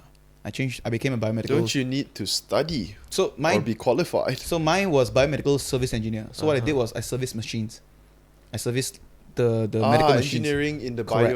biochemical. So I need to have very little knowledge of biomedical, but a lot of knowledge on like how do I want to service this machine mechanically, electronically, and stuff like that. So I have the knowledge of that. Lor. So a lot of traveling involved in the work. Correct. Because my company deals with those like ICU machine, like say, doop, Yeah, doop, and also dialysis machine, all that kind of thing. yeah. So let's say if anyone like I don't know, if like touch wood, Yes. people got accident in 3 a.m. in the morning. Mm-mm. If that machine doesn't work, the first person they'll call is me.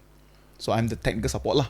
Okay, Yeah. okay, I see. So because our company supplies to a lot of like all this Malaysia, So- Malaysia ma. Uh. Yeah. So if there's a problem like somewhere they call me like, oh, this is hospital Kedah, then it's 3 a.m. in the morning, then I'll be like, Wait, so you were based in KL, sometimes you might have to drive to Kedah. not sometimes, almost a lot of times I need to go a lot of places.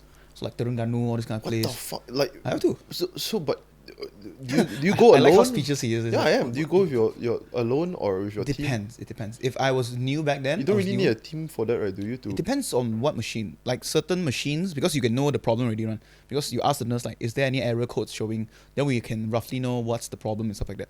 So when I started earlier, then I definitely need like, okay, one senior, one me, and we Okay, go okay. together lah. Yeah. After that, after like few months, then that's where I travel alone. Yeah, it really depends on the situation of the machine. Have Like you what been- error is it? You think you've been to 10 states? Oh yeah, definitely way more. Definitely. What? Yeah. More than 10 states, Not more lah. You're a true 10. Malaysian. 10. Yeah. Hey, bro, how was it like? You never stayed while working in Singapore. You never stayed there, right? I've stayed Have friends' you- places before. friends I've like overnight before lah. Okay, but do you spend much time there outside of work in Singapore? Never. There's not much to do in Singapore. The life there after work, very sad. A lot of that is dependent on your friends, right? Your That's true network also. of people, True. right? True. I for example, I remember right after high school, I went to I was on a family trip to Australia, Okay. and then I thought, like, this place is so boring. I don't want to come here and study the next year. Mhm. All my friends are in the gonna go to local colleges. I really didn't want to go overseas, but then my parents say, yeah, you should. You know, they really highly recommended. Made me go there. Then I of course once I went there, it's a total different thing because you start to have friends there, and also you have a lot more fun. Yeah. So in Singapore, your friends there were the work friends, is it? Singapore work friends. They were my college friends as well. College Yeah, friends? we had a lot of like college friends that went to Singapore because Asia. not Asia. Like when I was in Singapore, I worked for another company. It was a purely Oh, engine company. Oh, okay. But were you at? It's not at the airport. Close. Mine was where? Loyang. Mine was Loyang way. Yeah, it's slightly further apart. Is lah. it an aircraft hangar? Or? It is. It's not a hangar, but it's a big ass factory where we fix aircraft engine turbines and stuff like that. So that's where you Yeah. spent the 2 years working. Yes. Okay. So because engine turbines, you have only like Pratt and Whitney, Rolls Royce, General Electric. I work in General Electric. Okay. Yeah. Yeah. GE. GE is a worldwide company, is it? Correct, yeah. Yeah. You have GE oil and gas, GE Yeah. hydro, GE, Yeah. a lot of things. Yeah. Yeah. Home appliance. Okay, so bro, off your, I guess it's a bit limited lah. Your experience with working with, not working. I mean like with the Singaporean people. So Okay, what is the difference? Like what do you see is a difference between Malaysia and Singaporean? That of course I'm not saying all Singaporeans, but I'm saying Mhm. like what comes to mind now. Actually, not Really Not can't much, tell. eh. Just the Not much, language a bit. I mean, language, I can understand everything. Like, everything. It's just the way they talk, lah. Just accent, ma. Accent. That's just a part of it. Other than that, they're just like us also. Yeah. Well, Malaysian, all chill guys. And a lot of the people I know, like, they say they are Singaporeans, are like, they were born in Malaysia, then when they were very young, they already moved to Singapore, or maybe like, their parents send them over to Singapore to study. Because a lot of like Johor kids, like in the morning, very early, right? They'll send their kids to Singapore study one, you know. A lot, you know. So I was like, wow. When I was there, I was a bit shocked. I was like, wow. The kids, I was like, wow, I have to wake up this early. The kids also need to wake up that early. I was like, wow, kesian there. Sometimes they gotta go through custom and everything. The parents also. What? The The parents still okay, like, What? because the parents, because they got there's a van one, bus. yeah, they There's a- got oh, small yeah, bus kind of thing. They just get up, then they Yeah. just stand over there. Then the parents just go back sleep. Yeah, so I was like, wow, kids. Like I thought I had it rough. Like back So then. why? So they send the reason they do that is it because of the quality of education? Yes, I That's the believe so. only reason, right? I believe so. I believe so. Is it that bad, the Malaysians? It's not that bad. It's just that not as good. It's not as good. Yeah. It's not bad lah. Our Malaysian education not that bad. I mean, although we only got 2 A's. You also got 2 A's. It's okay, Vishnu got one. Brother, he's already roasted. Why you gonna roast him some more?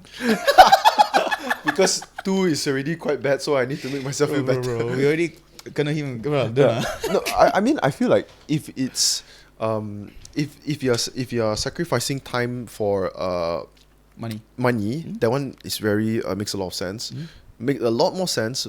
I didn't know it's common also for people to send their kid to A lot. for quality of education. Yeah. Surprisingly a lot. Yeah. You know one thing that you ask a lot of Malaysians that may or may not have spent time in Singapore, right? They always say like, oh, the biggest difference is these Singaporeans all very kiasu, right? They're very they always say stuff like that, but I feel like that is just so generalizing. That's the stereotypical lah. They Very. stereotype that Singapore as like this lah. Yeah, but it's not. It's really not. I've met a lot of just like us lah, basically. Yes. A lot of them. We all just like one big family. We're just neighbors. Just maybe I don't know, a bit language barrier. Actually, no language barrier at all lah. Nothing at all. Nothing like that at all. Yeah. So it's all good. Dude, I saw this. Do you actually follow any Singaporean influencers? Influencer. Yeah, or just social media creators? Let's see. Singapore. There's this guy Simon Boy. Do you know? I most likely seen his stuff lah. Can you like give me some contents? Name wise, I'm not so sure. His shtick is, he is a recovering drug addict. I think I know who. Yeah, The guy he's with all the the full tattoos sleeve everywhere. tattoo Yeah. Yeah. He's gotten bigger and bigger recently. Really enjoy his His stuff. own podcast also, right?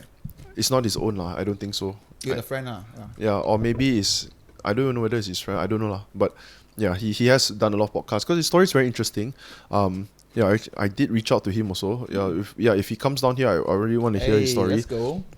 Yeah, so he would tell people about his experience being spending years being quite I think it's a non-functional drug addict, and then in the prison for I don't know how long as well. But yeah, those really interesting stuff. My point is, I was watching one of Don't do drugs, guys. That's the no, point. that's not the point. So do drugs. Yeah. So yeah, he posted one video I found fucking funny. So he's with his bros, right? And then he's like telling the bro like, hey, remember don't forget whatever your Brother girls, even nailed the accent. yeah, whatever your girls say bros are forever, and girls don't care what they say only. And then the next scene is when boys are with their girlfriend, and then he's just sitting down there like that. Very quiet. No, bro, not very quiet. He's like a baby like that. It's a bit over exaggerated, but it's funny. And then the girl's like feeding him a gummy worm, you know. Oh my god. So Then sweet. the girl's like, oh, you want your baby? Then he's like, oh, no. It's so funny, dude. I saw that shit. I'm like, fuck. It was like an actual podcast or what? Or is it a content? No, it's one of those reels that went viral. Okay.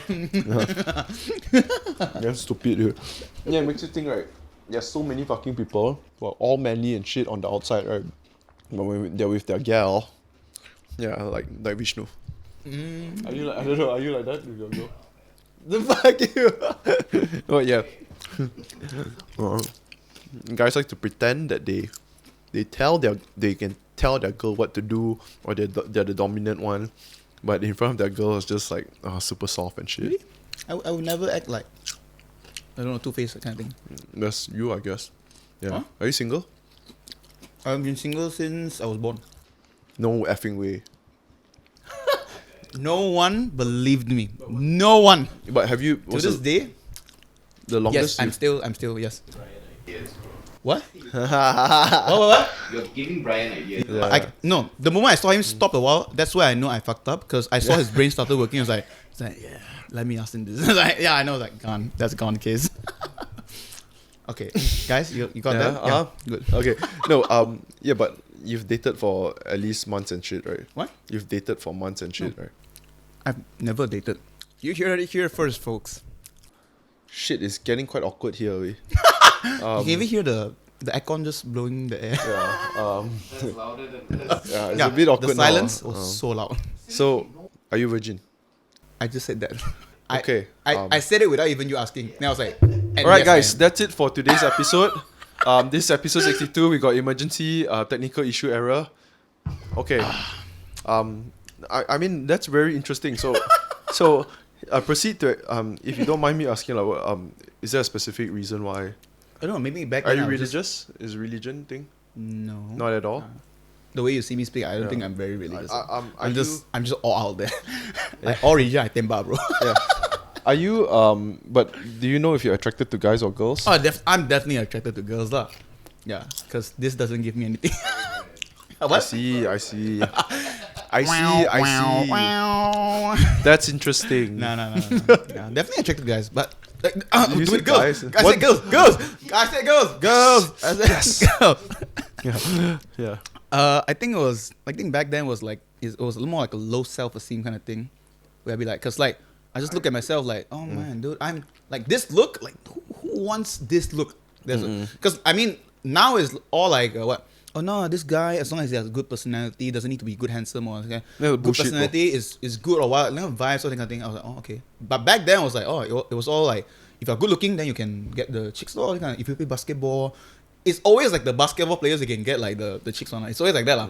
Yeah. And I was like, it was because of the low self-esteem thing. So it builds up a lot when I was in high school and everything until even college. And even if I was funny, I was just like very low self-esteem. I wouldn't really approach girls. I would be like the vibe, the person who like brings the energy there. I'll be the guy. But then when it comes to girls, I'll be just very quiet. Bro, I was exactly like that, bro. Oh. Exactly. But we guys lah. Yeah. Yeah. So I My was man was like, I was exactly like that.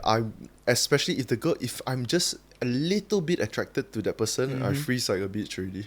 Just freeze, dude. And I pretend I cannot interested or whatever. It's quite bad, man. Up till Form 4, Form 5, dude. It's quite late, dude. Yeah. but you're still okay, bro. Mine still until now. Brother said for 1 5. Mine until now, bro. No, but now you can talk to girls or whatever. Yes. Now I can definitely like talk to girls. And What if it's a girl that you like?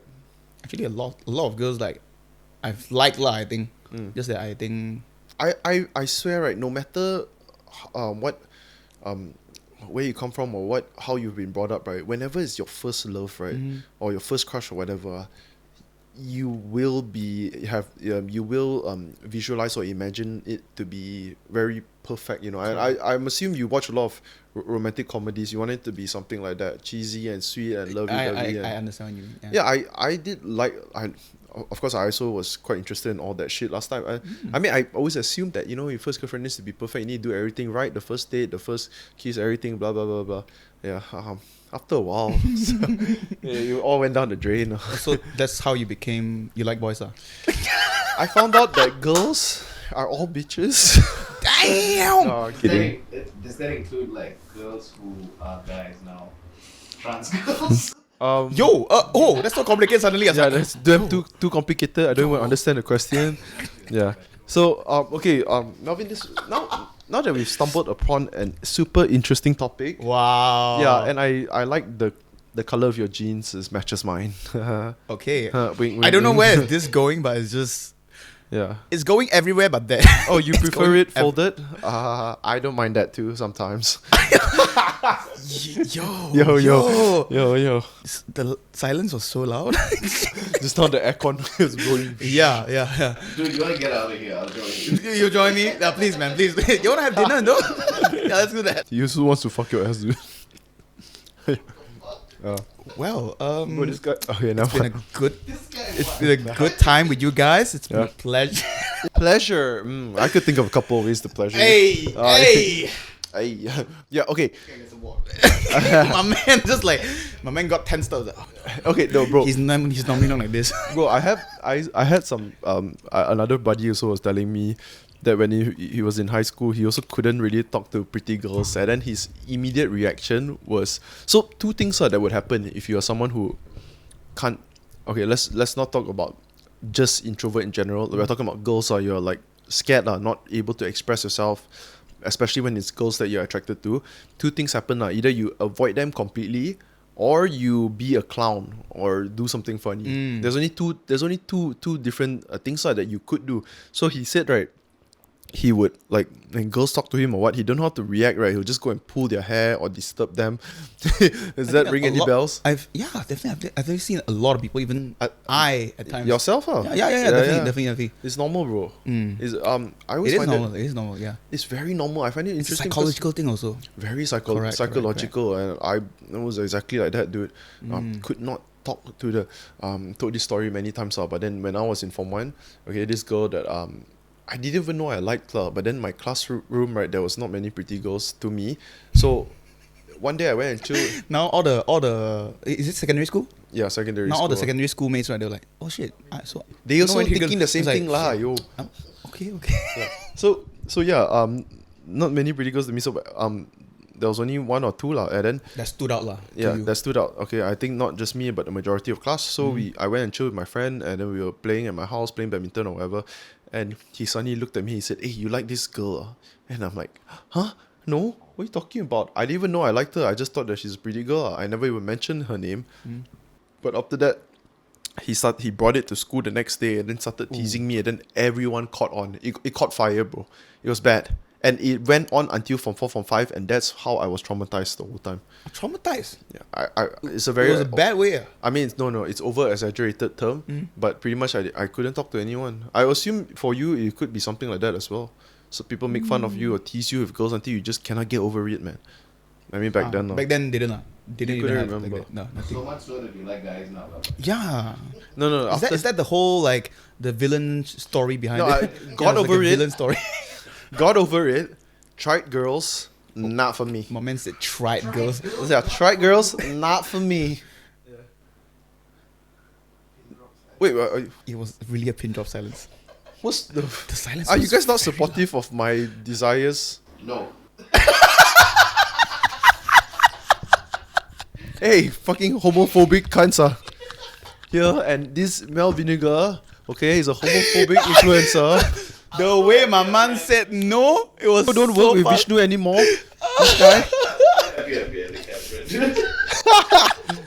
My man was so fast with the no. He was like, "Are you not happy?" No.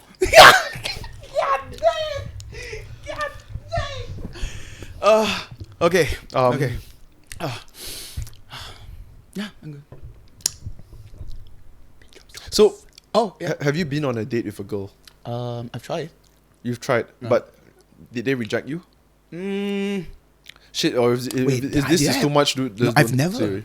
Oh yeah, when I was when I was like very young, not very young, I mean like secondary school afterwards, coming out and stuff like that. I did like this girl. Then I confessed to her, but then she was like, "Oh no, you just be friends, all this kind of thing." No? Yeah, so that was like that. But then we still remain close friend.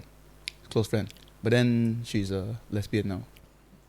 Ah, Bro, I can relate, bro. Oh, Same thing happened. yo, really? is that why you started sucking dick? Fuck you. Yo. Really? Yeah, yours was similar. Yeah, it's very similar. It was in So, high school as well. Or after that. So in high school, I had a couple of friends Okay. who were girls. They had friends who were not from the same school. Oh. We all went out a few times. I found this girl really cute and all that. She was from school in Sri Hartamasla. And after that, what happened was we were very close. And like I think last time I had this issue in the sense that when you talk to girls and they're nice to you, you just like them straight. Yes. Oh my God. Yes. It's true. Like, Sure, you 'cause- feel like, oh, she's into me, but Cause no, you it's never all- had that kind of interaction. You never had that kind of Yeah. interaction with anyone. Then this girl out of nowhere just suddenly she speaks like bro. Guys are like this. Like the moment you receive, let's say just one compliment, bro, I will remember that compliment for my It's entire not life. guys, it's girls also the same, bro. It's Guys, just- I don't think so, girls. no, it's the same, bro. Like if It's I the tell a exact girl same. like, oh bro, you look you look nice with that dress, right? If I think girls will remember that if the girl actually fancies the guy, then the girl definitely will remember it lah. Like, but then if for us guys, any random girl, you can be any random girl, just come up to me and be like, oh, I like your shoe or something. I'll remember that for my entire life. I'll remember that girl. Like I still remember you because of that thing. Oh, I And then dude, oh sorry, actually I'm not that sorry. you know what? Please continue. Please. I think around the time when we were Form 4, she moved to Canada, right? So I Okay. didn't see her for like 2 years or whatever. Uh-huh. Okay. So at first I was like, oh, she's moving, whatever. Nothing happened and stuff. Okay. Then when she came back. Hey, yo, brother, you got sore throat, is it, brother? Hey, honey. Brother wanted you to, brother wanted to cure the sore throat. That's why. Then I asked, then like we went out a few times, right? Before she went back. So I thought, oh damn, okay, maybe it's going like, should I tell her I like her or whatever? The last day I see her, bro, she tells me she's a lesbian. I'm like, yo, how do you Yo. even react? Yeah. Cause someone. No, okay. Let's. How was your real reaction the moment she tell you? Because that shit would be funny. I was like, bitch, you couldn't tell me this the first day. Yeah, No. Did you actually say that? No. Yeah. How was your? I thought. Yeah, no, what what's I- your real reaction to her? That shit is funny. You mean the reaction you gave to When the girl? she told you that she's lesbian. So I'm the girl. Vishnu, I got something to tell you. Actually, I'm lesbian. So I think my eyes were like this big. Yeah. Oh, okay.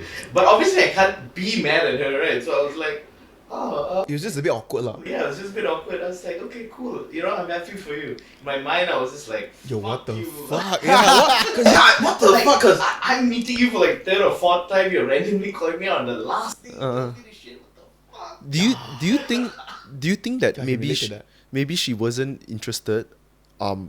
You can put it. Yeah. You think that maybe she wasn't interested, and she's just saying that because she knows you are interested. Yeah, could be. you mean an excuse, is it? Yeah, Like an excuse to excuse. throw it there. Yeah. But did you saw her with a girl like Yeah, is she- after is she- her social media or anything like that? So, no. So it hit me after that, right? We went to like a club a few times. I was with other friends as well. right? She was there. She was dancing with the girls, and like those girls were like came up to me like, "You sure she's straight?" Then I was like, "Yeah, why?"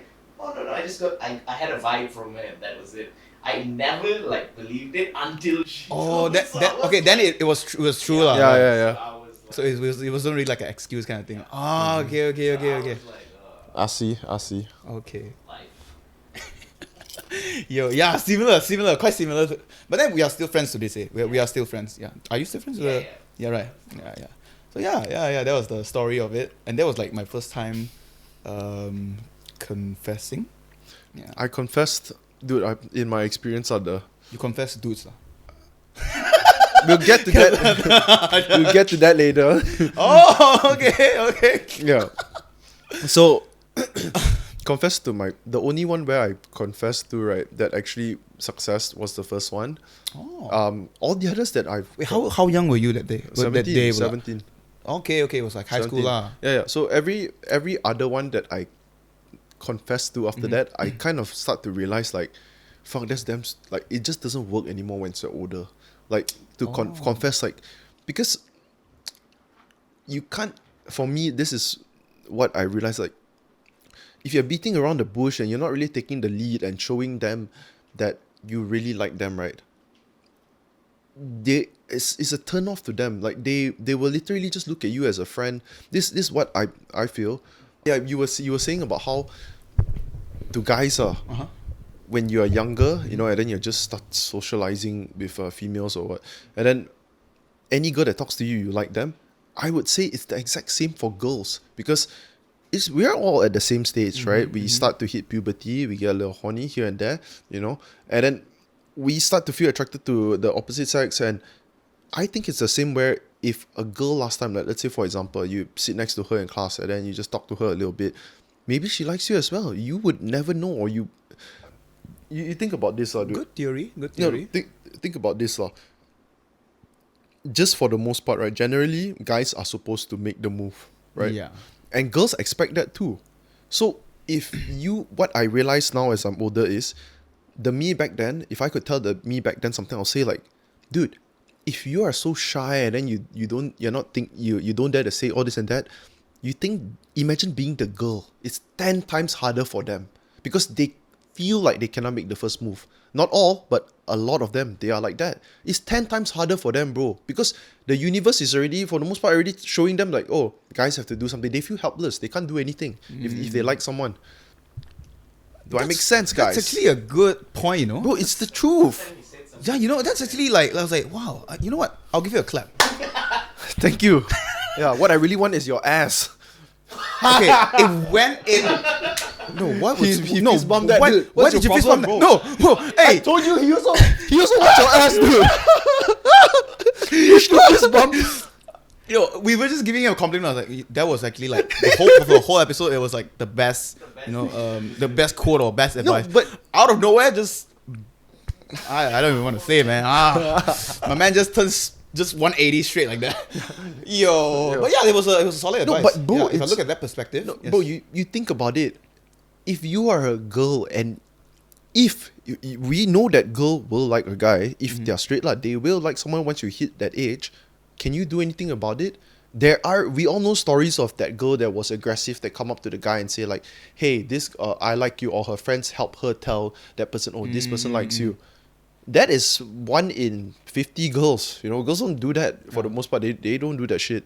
But yeah, if you are a girl, right, in high school compared to if you're a guy, right, I felt like I was acting like the girl the whole time. This is the truth. I felt like I was acting like the girl the whole time because I could see my other friends that acted like normal guys. The ones that acted like normal guys were the ones that had all the girls because they were acting like guys. I was acting like a girl where I thought, I keep very subtle and then gotta be in the friend zone for at least 1 million years. Then only say like, hey, I like you, or it's all, I take it all as, it's just all an excuse because I was shy and I was scared. Yeah, so that's what... Valid advice? That's pretty valid advice. It's just what I realized, like, we all know also that a lot of the times girls like guys that have a... So people say that, oh, they like guys with money. It's not just money, okay? They like someone with ambition. Someone that can tell them... what can lead them and stuff. Yes, like that. I'm not saying control. I ain't Andrew Tate, although I love him. Yeah, but yeah, they want someone that have a plan lah. That can... My man just throws in the most random shit out of nowhere. Just Yeah, if we know that girls like to lead and take initiative and all that, then it's the same for if you're in high school. So you just can't, you hope and wish the guy would do something. Yeah. And you just try and think back lah. I'm sure there's a lot of, when you think back, you're like, oh fuck, maybe that girl was into me that I... Correct, you know yeah, what? that I like that. Now it literally came into my mind. Yeah, the girl that I liked, she can't show it. She can never show it. Could you show it? If you weren't gonna show it, right, to that person, intentionally or unintentionally, that person, which is a female, is more likely not gonna show it, and you would not even tell. You would not be able to tell. Just like that. Dude, you're actually pretty accurate. Let's get to the ass fucking. No, whoa. Oh my god, he just fist bumped it. He fist bumped it.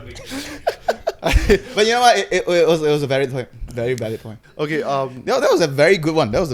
Yeah, Now you mention it, I realize it's very true. I don't know who I am to give any advice lah. Okay, I don't qualify anything, but Melvin, go for it, man. The girl that you like probably likes you too, and I'm sure. Recently, I did confess with a girl as well.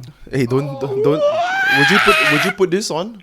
What? Or are you okay with this? I'm being okay shared? with this. I'm okay with this. Yeah, so I just confessed it. Does she feel the same as? No, sadly no. That's all good, bro. At least I did it right. You got it. Oh, Yo, sorry. mama cracked the mic. Bro, it's just like going to the gym, man. You beat your muscles up so they get stronger. Yeah, you gotta beat your meat, man. I mean muscles, yes. Your meat. It was beat your... Hey.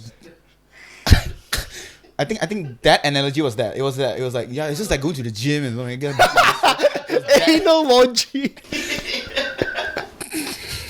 Dude, we're so fucking stupid. That was a good one. That was a good one, man. That Yeah. was a good one. I caught me off guard there. That was a good one. Okay, dude. Okay, I honestly I'm so interested in this shit lah. So yeah, It's a good topic, you know. It is a good topic. I like it. Okay, I still want to get to the Char Kuay Teow thing. But it's but- okay. We can put the Char Kuay Teow thing aside. Yeah, This okay. is actually very interesting. Yeah. Okay. So, hey, bro, let me ask you just like this is a tangent now, but what is it with the algorithm? It's really very random, right? Like, let's say if the quality of your content, right, is the same lah, 10 out of 10. Just for example, Quality as in the video quality itself. just your opinion of it lah. I know, of course, your opinion is not does not mean it's accurate, but just your opinion of it. If you post a video where you put this amount of effort, you think it's supposed to be this impactful and all, right, 10 out of 10 times, the views and the likes and everything is still going to come out different. Yeah. True, right? Yeah. Do you actually like learn about the No, the I algorithm? didn't I never, really. man. I never. Actually, a lot of content creators don't Actually, bother, right? Yeah, unless those like really, they really like you Mr. know, Beast, dude. they run their own production or they Yeah. run like their own social media and stuff. Those I see like okay, they really go and study like okay, this kind of thing really work for us. Then they do duplicate it and stuff like that. They can do that one. Definitely, you can make a difference if you're just all down to the details, right? Correct. But there is definitely a luck factor that is I'm pretty it's sure there definitely is as there. well. There is as well. Yeah. yeah. That's your takeaway lah from like doing all the content. I see the stuff that you do. Short videos. Why? What's so funny, bro? No. I just like I see Yeah. you see the stuff that Yeah, the stuff that you do. Sure. By accident, I didn't. On and off camera, he sees everything. yeah, he sees my in and out as well. Yeah, that's yeah. Okay. No, yeah. I see the stuff you do. Okay, and that's some shit that I feel Hey, like fuck. do you see the stuff that I don't show? I will not say that on air. Oh, but- okay. yeah. Okay, but anyways, I see the stuff that you do. Some shit I find very funny, and then it doesn't get as much views. Yeah. It's just definitely the luck factor. Yeah, I would say that as well. The other day I saw Jen. You know Jen Chia? Huh? Yeah. One of the OGs also. Really love her stuff. Right. I feel like She- Malaysian who doesn't know Jen Chia, right?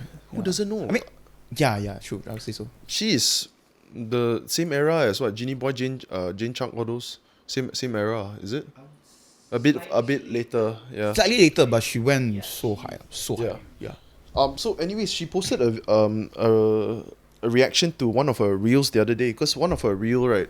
Got very high, right? Yeah, her and John, the boyfriend is John, right? Yeah. Sorry, husband. Your Husband, Yeah, yes. yeah. Congratulations. Yeah, so her and John, I wasn't sure whether it's John or Jenna. Let's just say it's Jen lah, because girls usually get more more views lah. So it was Jen's face, and then they're at dinner, and then I can't remember what it was. It's just showing her food, and then that person's face, and Jen's face, and then the caption above. It's a very short video, like 5 seconds like that. And it just moves a little bit from the plate to her face, and then the caption above says something. I don't know what it is. That shit got 23 million views. So Jen reacted to it lah, and Jen said that, why do I try so hard sometimes to write the script or try to change this and that to perfect my content and blah blah blah, and then sometimes it comes out with just shit views. And she says, moral of the story is post whatever the fuck you want. Yeah. Whatever you like, whatever you enjoy, because you can only what do you call that? You can only do what you don't want to do for so long until you feel if it becomes a burden, and you might so much on me. until you might, I mean, it might just affect your drive or your motivation. Correct. Yeah. Your creativity as well. Yeah. You want to get back to that? Which one? We've been so far off. I don't even know so far off. where do we need to go back. Go back Rawang. Are you crazy? Imagine, right? It's like the movie where they go all out already and come back. Then they start one step at a time back again. Wow. Yeah. So where do you want to start back? Yeah. Okay. Have we? I wanna, Content, no, algorithm. Shit, wait. I want to go more in content. I also want to talk more about the girls shit. Bro, both. Why not both? Okay. Sure. Okay. Yeah. But how do you get your ideas actually? Ideas. Quite random sometimes. Like back then. So I think a lot of it's fueled by the contents I watch. Yeah. Yeah, I think there's not really such thing as like original content already nowadays. It's always by A lot it's of it. inspired by this, bam, put it together. So it's Then you modify it a little yeah. bit. It is, in a way, it is original content because it's you.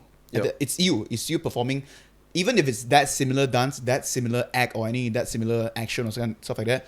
But it's still original content, I guess, because it's you doing it. Yeah. So a lot of it is because I consume stupid contents or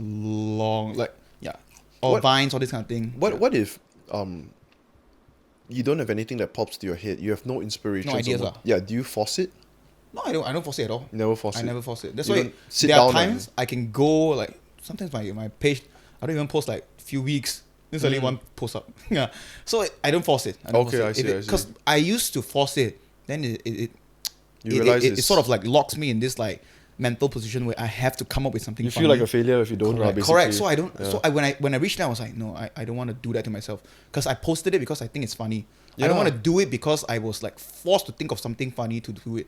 So when I have ideas, I'll just capture it, then I'll post it lah. Yeah. So I don't force it lah. Okay. Have you ever kissed a girl? Wow! Out of nowhere. My mom doesn't count, right? It counts. Oh, yeah, I did. I have. Yeah. That's cool. Did you That's like? cool. Did you, no, That's cool. What I actually wanted to My say. man said that's cool. No, what I actually wanted to say was, did you like it? Sorry, bro. It's fucked up, lah. I didn't know you were into that category. No. Dude, look at him. my man is just fisting everything he's giving. Yeah, that's what he does, dude. Fist everything. I remember the first time, bro, I tell you this story is fucking stupid. The first time you kissed a girl? Yeah, first time I kissed a girl. Wait. I want to know the first time you kissed a boy. I was 19 years old, Philip Yang. I'm going to take that part out. It's just my friend, we were playing truth or dare. Well, I want to know more now. Yeah. So they're like, Wow. the whole idea of it was, okay, we lost lah. Then they said like, okay, the dares you have to kiss, just peck the guy in the cheek. So obviously I went, you know what I'm saying, dog? Wait, which Huh? tongue do your friend? Isn't that what, like guys like to take the lead, right? I assumed you No, as guys we take the lead. I thought we established that. We take But the he's also the guy, right? He's a guy, but Yeah. I was obviously the guy in that You were the alpha male, huh? Yes. I see. You were Yeah, so- the Andrew No, I firmly believe like if you wanna Lips your friend, yes. tongue. Tongue your friend, yes. Yes. So as a guy, like, as a man, whenever you do anything, right? You do it passion. And especially if it involves another person, male or female, someone has to be leading the dance. Yes. So yeah, okay, anyways, back to the story where I first kissed the girl, right? It felt quite weird, man. And it felt like, oh, people actually like it. It's like, really? It felt that way because you're Okay. not used to it. It was the first time, huh? It's exchanging slivers. This was lips lah. French kissing and everything. Yeah, kiss that led to Okay, that lah. So okay. yeah, I was 17, and then what's even more fucked up is we were in the park, right? Oh. We were in the park. It's just in front of my house only. There's a library, and then next to the library there was a park. This one? This Yes, one? yeah. In front of the park? There's a park right now. Oh. Yeah. I'll show you later. It's a Yeah. memory lane, huh? Oh, there's memories there, alright. Oh, there's memories there, alright. Bonjour. Something like that. You like French kissing? No. Okay. I like French fries. A lot of French fries. Okay. Yeah. So, McDonald's best. Fries? Yeah. So we're ranking fries now? No. From this kissing is a to ranking This fries. is a micro tangent. I guess McDonald's good, nice. Nice. Is it the best for you? Nah. Nah? It's not the best. It's Where? not the best. I've had best, but I don't know where. But I have best. I've had like those expensive restaurants, diners or what, but Nice. McDonald's is the best, bro. Is it? I mean, to Is me, it because of the crunch or like the thickness of that it? fucking poison length? of whatever drug So- they put inside, lah, dude. So length does matter, lah. Yeah, I'll go with McDonald's. Dude, Yeah. why? Oh. I don't know why, dude. I've tried any, bro. But it needs to be hot, lah. It needs No, to no. be hot. It No. cannot be like cold. Yeah, it cannot be eaten like cold. Correct. Then that's where it gets soggy. I mean, Yeah. fries in general, if it eaten cold, it's just No, soggy. let's not talk other fast food, even like diners or just other Western restaurants that you pay much more money for that, but you can't compare still with some of the McDonald's fries. You know what I'm saying?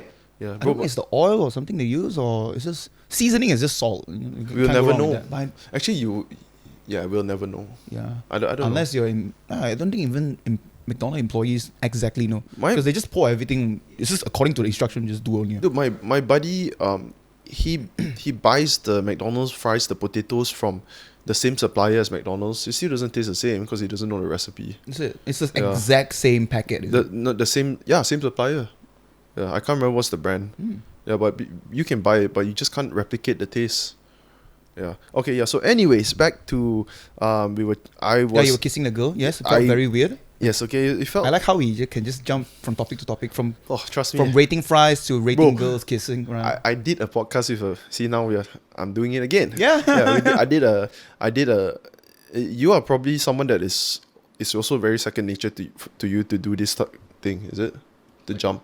Like you also jump a lot. You Yeah, got I jump a ADHD. lot, yeah. To some people that don't do that, bro, they feel like what the fuck. Yeah, they'll be like, yo, guys, finish Yeah, finish the story first, Yeah. then only jump. I always interrupt people always because I don't realize it. If I realize it, I won't do it. But I always do it. So I did a podcast with this veterinarian, right? Dr. Ima, shout out Dr. Ima, such a sweet, lovely girl.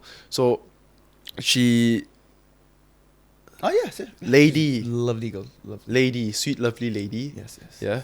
So someone commented, right? Sent I think it was like 3 paragraph long of how angry she was at me for interrupting. Yeah, I just telling her and then she said something like, by the time I reached the 1 hour 10-minute mark, I've had it. Blah blah blah. She just started complaining. She was actual angry. She She's was pissed, like, dude. she was pissed. The fact that she could write paragraph. Yeah. But I understand where I fucked up. I watched the interview. I'm like, oh damn, it's quite bad, man. I asked her a question and then I start talking.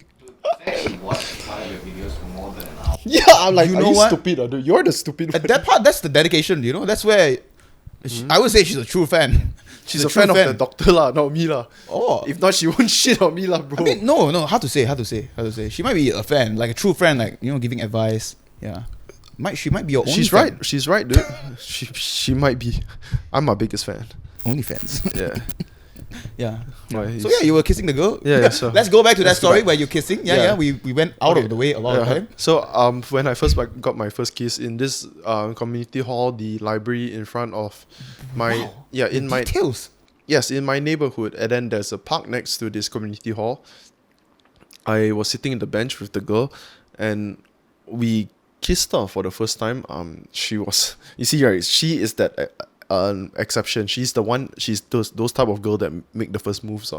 Yeah. So she sat on my lap first. I remember thinking like, I never had a girl touch me before, and then she sat on my lap, and she's forcing me to hold her, and I'm like, she's quite big sized.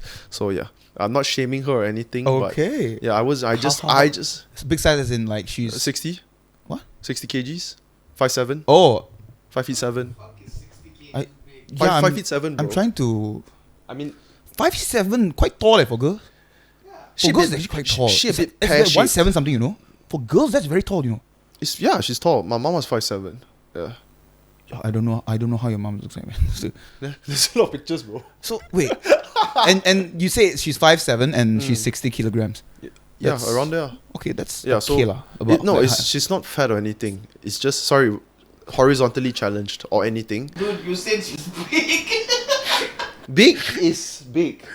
It's not fat. My bro say horizontally challenged. Yes, horizontally. What a word! Horizontally challenged. Yes. Plus size and Nutritionally unsavvy. Wow, brother, Yes. brother. So she the was. roast just keeps coming, huh? Yeah.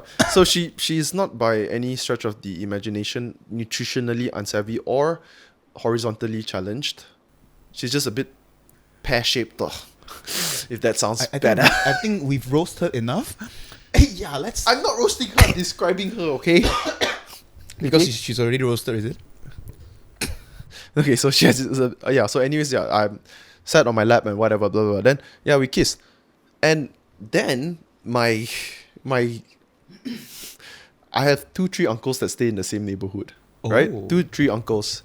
My They were uncle, watching you my from uncle was there with his wife and 2 children.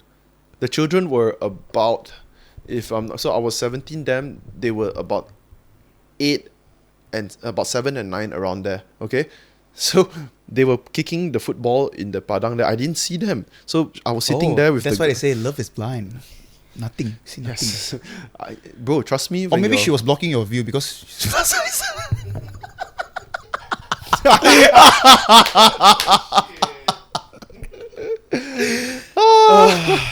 I'm sorry, whoever this girl is, but I'm really sorry. No, you I have don't to know you say like that. no, not her. You say sorry to to the whole community of nutritionally unsavvy. Wow. Okay.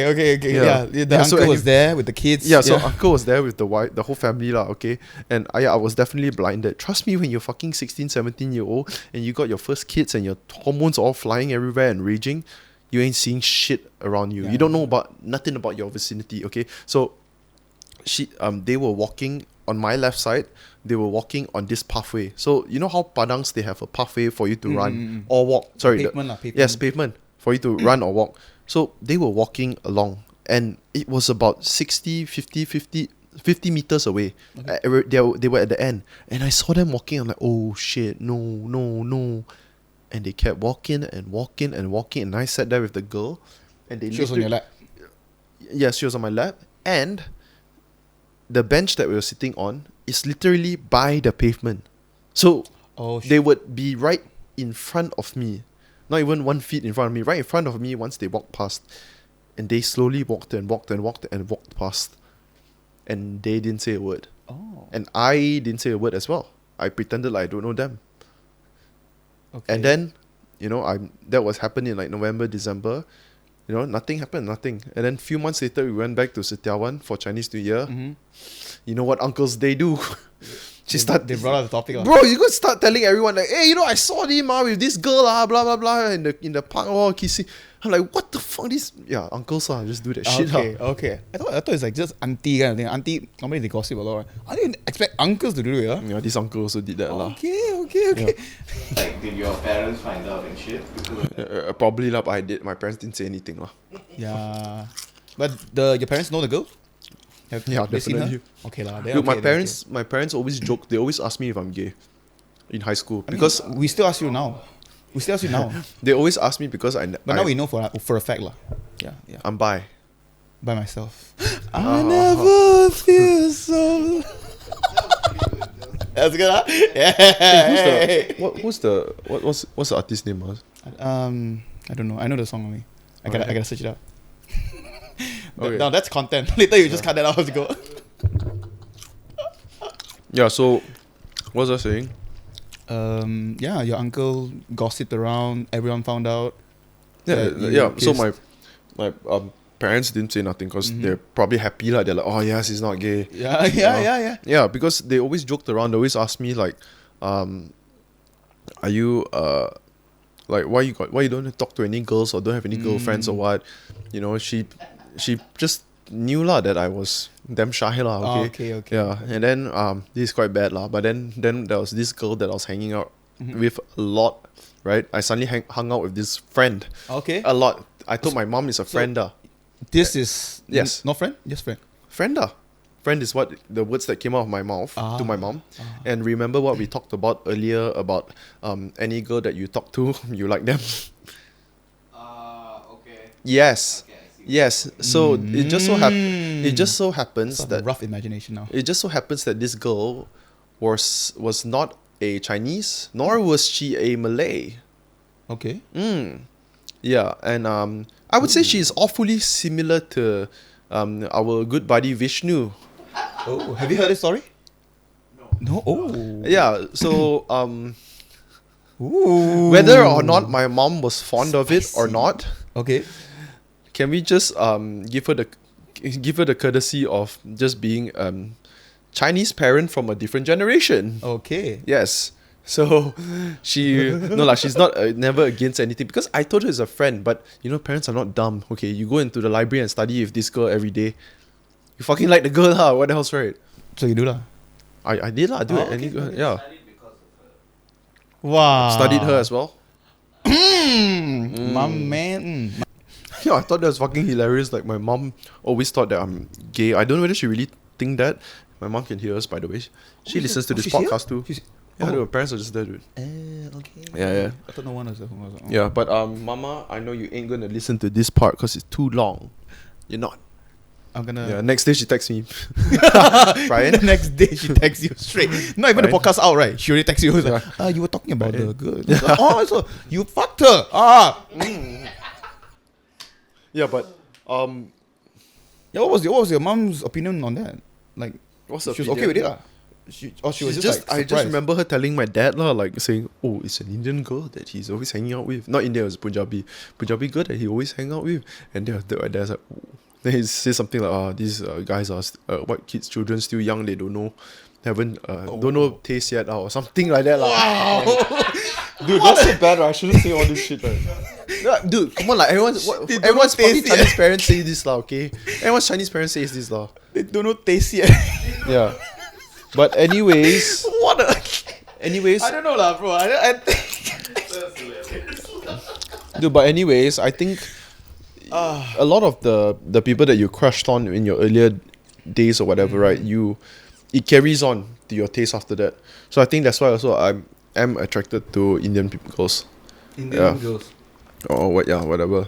Let's get to Char Kuay Teow lah. Okay. Oh wow! Yeah, let's get to We fucking just Char Kuay jump Teow. back and Yeah. forth. Now we're back here. Dude, you said at one point you were cooking Char Kuay Teow. Yeah, when I was very young, about 12 years old. 12 years old. Like, Yeah. what is it like? A family-owned business or something? Yes, it was like that. Yeah, Where at? Rawang. Like coffee shop Yes, Is it's it? kopitiam. Then we got one store there, Choki Choki. Yeah, since I was 12 lah. Yeah, your dad or your mom? My mom. My dad still worked in like corporate office or something. Then my mom was, she actually had different works and stuff like that. But she wanted to do that because so the story was like, she used to work in like jewelry shop. She was also like those Sales jewelry girl, all this kind of thing. Sales or She mom there like it's like half owned family business kind of thing. She's mom there one. what? Oh, you mean the jewelry shop? Yes, Okay, yes. I see. So she did that. Then Trying to pursue a passion. no, it was like, cause when like all these parents they never really studied so they don't really have like a craft they can do. So whatever that comes up they do. So there's this thing. She worked there. Then she did that. Then I came along. Then So my how long sister did came she run the business She for? worked there for about 10 years, I think. The Char Kuay Teow business? No. Oh, Char Kuay Teow, 14 years. Char Kuay Teow, huh? Char Kuay Teow, 14 years. So Char Kuay Teow was longer than the jewelry business? Yes. Char Kuay Teow, what, is she still running the shop? No. We closed it before pandemic. Before Okay. pandemic. Yeah, 2019. So 2022 was like the pandemic, MCO, everything. Then we closed it around like December of 2019. Yeah. Okay, so since you were really young, you've already been cooking Char Kuay Teow. You know how to cook Char Kuay Teow. Yeah. How often would you go over to the shop there and help? Every day. Every day? Every day. After school? Or? If there's school. Like because sometimes some schools they have like morning classes and afternoon classes. So if it's morning classes, It's mostly morning, right? School. depends on your primary or secondary. Then secondary school, my school at least. Yeah. It's like Form 1, Form 2, Form 3 is like morning class. Then Form 4, Form 5, is it? Form 4, Form 5 is afternoon class. So they do normally like that lah. Yeah, so if it's like my morning class, normally what I'll do is I'll follow my mom go to shop first. I help her set up the shop, everything. Then by the time around, What time do you all go to set up? 6 something lah. And then open at what time? Actually, it's mainly up to you, but the shop mainly opens around 7:30 already. Wow, dude, Char Kuay Teow so early. A lot of people want because you gotta remember like all these people working and stuff like that. They gotta maybe some people they go down KL, so they don't want to tap out from KL. They just tap out on the way to there. Tap out then go there straight. Yeah. Dude, from my, I got very limited knowledge about how hawker food F&B business work, right? But this dude, he was doing another of the podcast guests, Hindra. He was doing food truck for a while, selling nasi biryani, and he said that it was a family business that they ran during the MCO, just something to get by. And he said that it was just so tiring that once they just never wanted to do it again, because from the moment you wake up, very early in the morning, prepare all the food, ingredients, all that. Nasi biryani is. Yeah, you gotta really cook it. Cook the curry for a long time. Everything you gotta pre-cook first. Yeah, and then when you're done closing, I think that one is a bit different because they close a bit. I don't know whether it's until lunch or dinner. I think it's until lunch, late lunch. Normally it's around that time lah. Yeah. Then you rest. Then normally it's like you rest after the lunchtime. Then nighttime you open up again. You all did it that way. We did it that way. Because We Char just do Kuay it Teow the morning daytime only. until 2:30, 3 close Correct. already. Yeah. Also the kopitiam. It's also up to the kopitiam also. Because some Yeah, kopitiam they open until whole night. Some people they just open morning section, night close. Those ones that open at night, they probably weren't there during the morning because it's Correct. too much. Correct. Literally too much work, right? But I have met people who Open they both morning sections. they open here, Yeah. but nighttime they open another side. So those people are just basically they are clocking in more hours. Yeah. It's And also maybe earning more for the family. Maybe they have a bigger family to juggle also. okay. Maybe they rotate. The family handle morning. I've seen people rotate, but normally not much people will rotate lah. Okay. Yeah. Yeah. So I mean, after that, cleaning up is a few hours, and then you calculate shit, go buy groceries or. Depends on It depends. If that day the groceries can't tahan even until tomorrow, then we buy it maybe. How MSK often do you nearby. all restock groceries? Depends on what lah. So we do two things. One is Char Kuay Teow, another one is Chi Chong Fan. Chi Chong Fan. Yeah, Chi Chong Fan. Yeah. So these are the two things. So then it really depends on what are the things. Because my kopitiam behind is already a pasar. So I can always get like, tauge, kuchai, all this kind of thing. Or, I assume that y'all wouldn't get it from there because y'all would get it from a even bigger supplier. we will get it from there also because okay, so I think this is an unspoken rule. This is an unspoken rule for a lot of pasar to like hawker centers kind of people who selling food. There's an unspoken rule where you buy from them is cheaper one. So like let's say I'm the hawker center Char Kuay Teow guy, right? And you know me as the hawker center Char Kuay Teow guy. Like you are normal people. You are the, let's say, the fishmonger. Like you sell the fish. I'll come to you. I want to buy prawn, right? Maybe 1 kilo, 30 ringgit. Okay? You sell to him 1 kilo, 30 ringgit. But when I buy to you, right, 1 kilo, 25 only. It's an unspoken rule, like an unspoken discount that you You're get. saying the hawker vendor buy from the fishmonger or the pasar malam seller will be cheaper. Yes. Oh, Yeah, I it's see, always like I that. see. Yeah.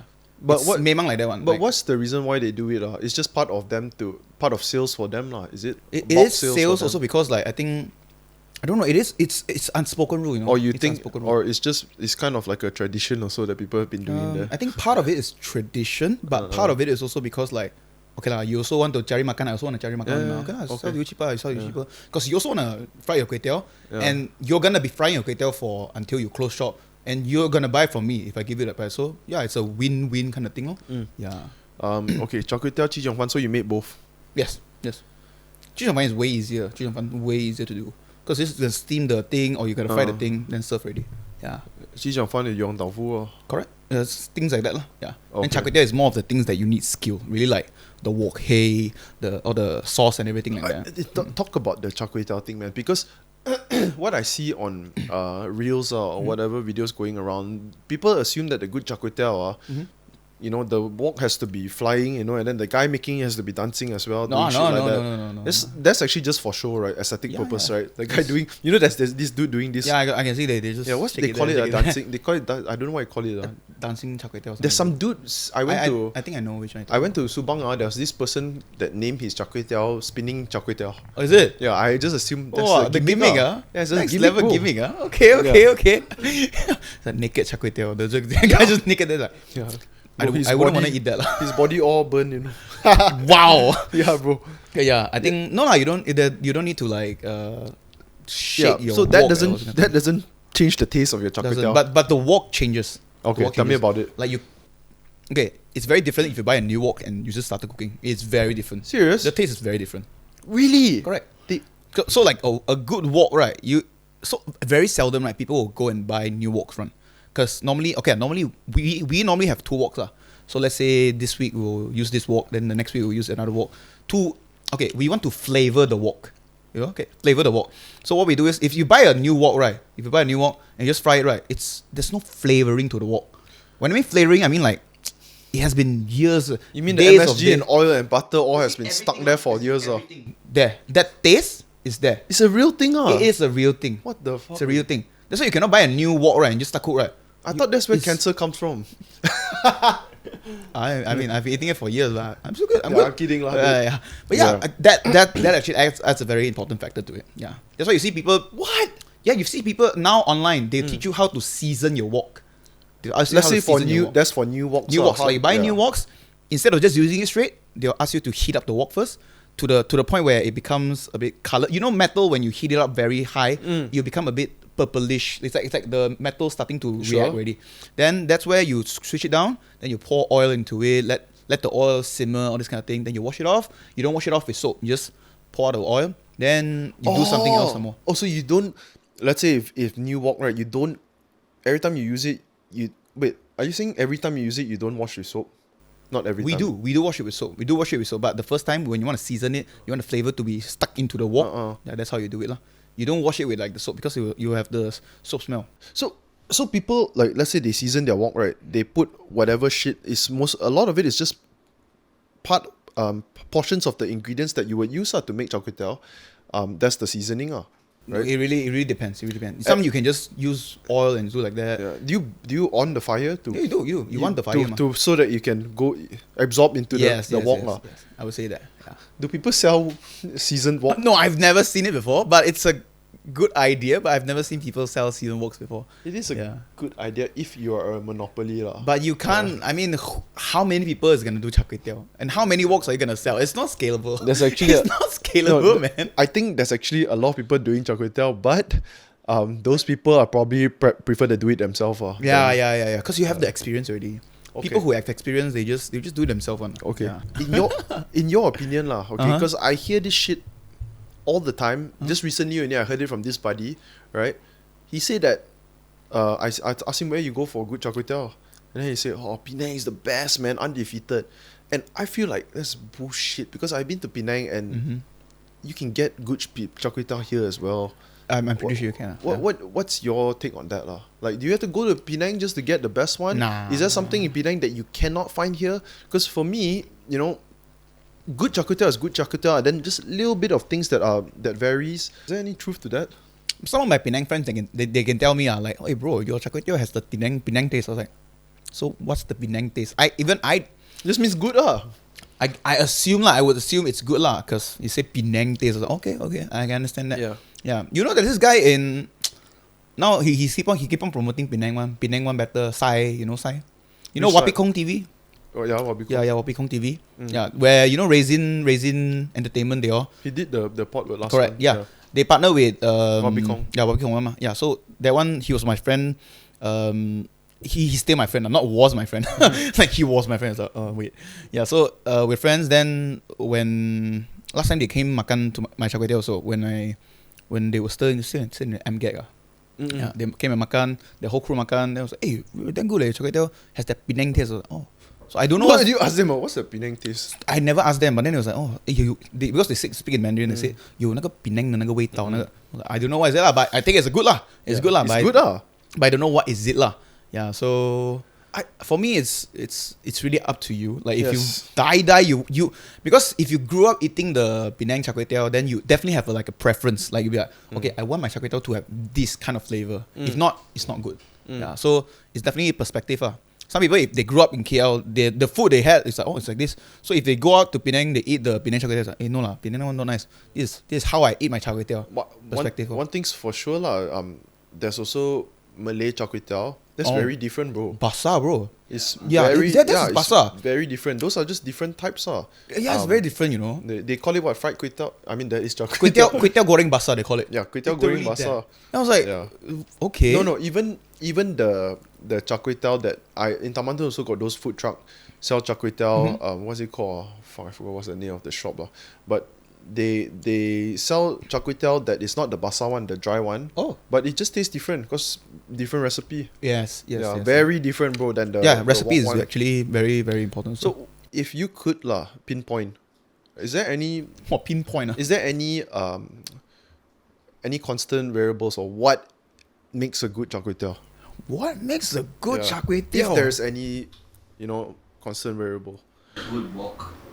A good walk is true. That is true. That one you cannot change it. You cannot. Even if you want to do that household, you can never. Because a lot of people even now, because I don't do char kway teow anymore. Yeah. Then a lot of people say, hey bro, when you want to do that char kway teow, when you want to do that char kway teow? After that, it takes a lot of work. First of all, it takes a lot of work. Yeah. And they say hey, you can cook at your house, then we just come over lah. You think I'm your mate? I was like, bro, first of all, my house don't have the equipment. Because you do char kway teow, you need the actual industrial, commercial, those industrial kind of stove. Just like the fire like rocket like that one. Those kind of thing. Your house one, how big you can get? Even the gas, your gas, right? You need the head to choke, then you pusing ma. Even that head is different. Household one is flat one. Commercial one is like damn tall one. You can choke, then only the gas full flame will go through. Yeah, so it's very different. And if you need wok, right, your household stove is like this big only. You can only put pan. You only put pan. You cannot put something so round onto the thing. So it's impossible. And also, once you do that, your ventilation gotta be damn good. You better do it outdoors. You cannot do indoors. You cannot sleep at night. The what vacuum? It's not fast enough to suck the air out. Cannot. Your whole house, if you got smoke detector, right, gone. And also, right, when have anyone ever eaten a homemade char kway teow that tasted good? No. People just don't cook it at home. Yeah, I've seen people cook char kway teow lah, but it's not char kway teow. It's just kway teow that's char lor. It's just kway teow that's char. Yeah. That's all. It's not char kway teow. Yeah. So that's the only time. Yeah. So if I were to pinpoint good wok, definitely. Then the wok is true. It's true. You gotta use high heat to cook it. You really gotta use high heat. You cannot use low heat. Low heat can when you're frying something, eggs or stuff like that. You can use low heat.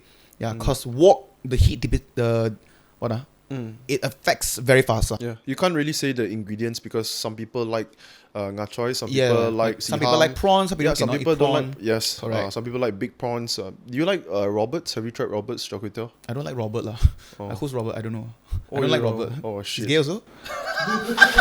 Probably like you know. Yeah, because you like Robert, right? You I like do like Robert a lot. I've been eating Robert's ass. I've been eating Robert's Choki Teow since young. since young, huh? Wow, okay, wow. Yeah, eating him since you're hungry. God damn. Yeah. Uncle will be like, come. Uncle say, come. Boy, you want extra prawn? You want extra prawn? You gotta work for it. You gotta work for your prawns, boy. Hey, don't talk shit about Uncle Robert, okay? He was always very nice to me. Of course he's nice to you. You give him extra prawn, you give him... Mommy, please don't watch this episode. Then your mom listen. Oh, that's why my son always likes Robert. Okay, that's it for Char Kuay Teow. What about Chi Chong Fan lah? This is just your opinion lah. What makes a good Chi Chong Fan? Ingredients, definitely. Mm-hmm. Ingredients. Oh, sauce, definitely sauce. Even the chili sauce also, you gotta be very... Okay, but it's very personal also. Some people, they like the sauce. That's why I say in your opinion. In my opinion, I would say the first one is definitely the sauce, as in the sweet sauce. So it cannot be like... Too sweet. Okay, so normally Chi Chong Fan sauce, they come in this packet one. It's a long, about this packet kind of thing, like this only. So this one, normally a lot of people, it depends on the way you cook it. So it's pekat one. The whole thing was pekat one. So you gotta add water. How I normally do it, I'll squeeze it out into like a big bowl. Oh, you all definitely have to dilute it. God, I need to dilute it. Some people, they just pour it into a bottle straight. Then you can just, you see Yong Tau Fu, right? They just pour into bottle straight. Then you can just, so it's very sweet, very salty. That's why it's different. Yeah, it's very different. Oh, okay, yeah, so what I'll do is I'll definitely pour the whole thing out into a bowl, mix it with water, filter it because there's a lot of like the bean particles inside. So you gotta filter it and stuff like that so that it's smooth. Then you gotta, I'll cook the entire thing. I'll cook, add some, I don't know, sugar and stuff like that so that it's not too salty. You wanna counter it and stuff like that. So you wanna balance the taste. Yeah, so sauce is definitely the first thing. Yeah, I would say the main thing cause other thing you can buy anywhere one. Yeah, Chi Chong Fan you can buy, even the fried onion, whatever. even the ingredients you can buy. Yeah, then chilies also, but that one is personal preference. Some people like it with belacan taste to it. Some people don't like that. Okay. Okay lah. I think we're gonna wrap. Oh, you want to rap? Is it? Yo. Wrap. Yeah. Mm. Mine. What? 7:30. Yeah. Yeah. Mel. Vin. Nigga. Well, there's a lot of inside. Yeah. I know it's filler words, but you put a lot of inside. It makes weird. Somebody he shout my name, Melvin. Imagine the rapper was like, hey, They do that all the time though. Yo, shout out to John. But I'm pretty sure he's gonna have a fun time jerking off while Editing, huh? podcast. Every time he said, just imagine.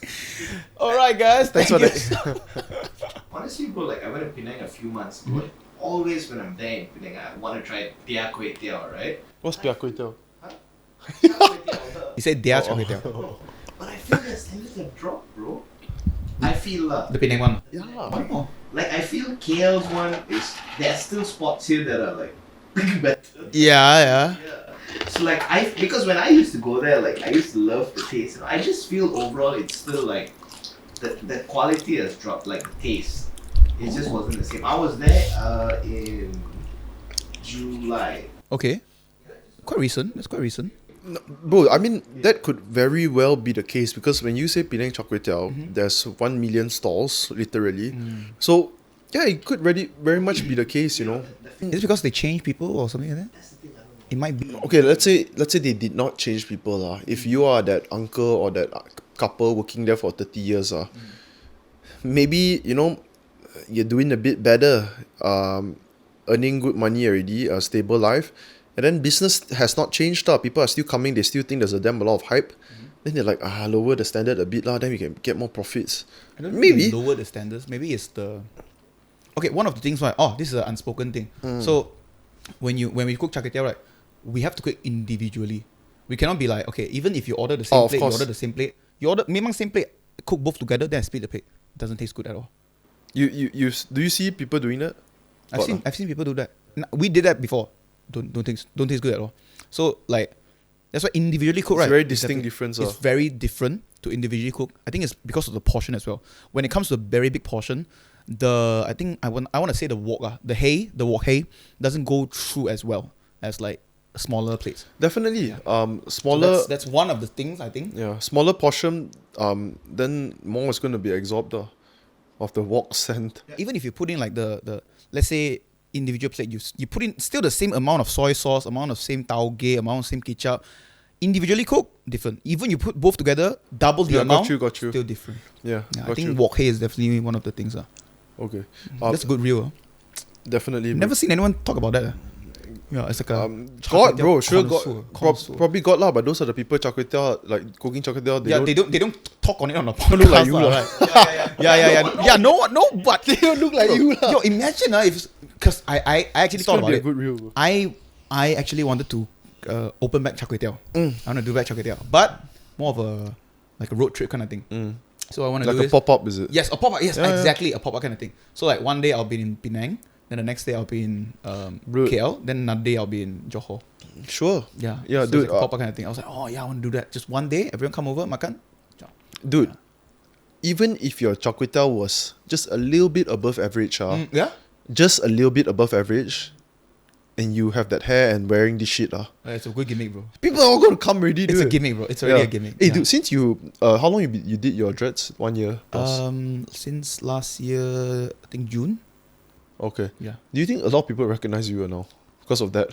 Yes. For sure, right, dude? Yes. It's initially I didn't made it as like a staple, like a Just staple wanna try it out, kind of thing. Yeah, I just want to try it out because also to me it's a good content because in Malaysia I didn't see so much people do it.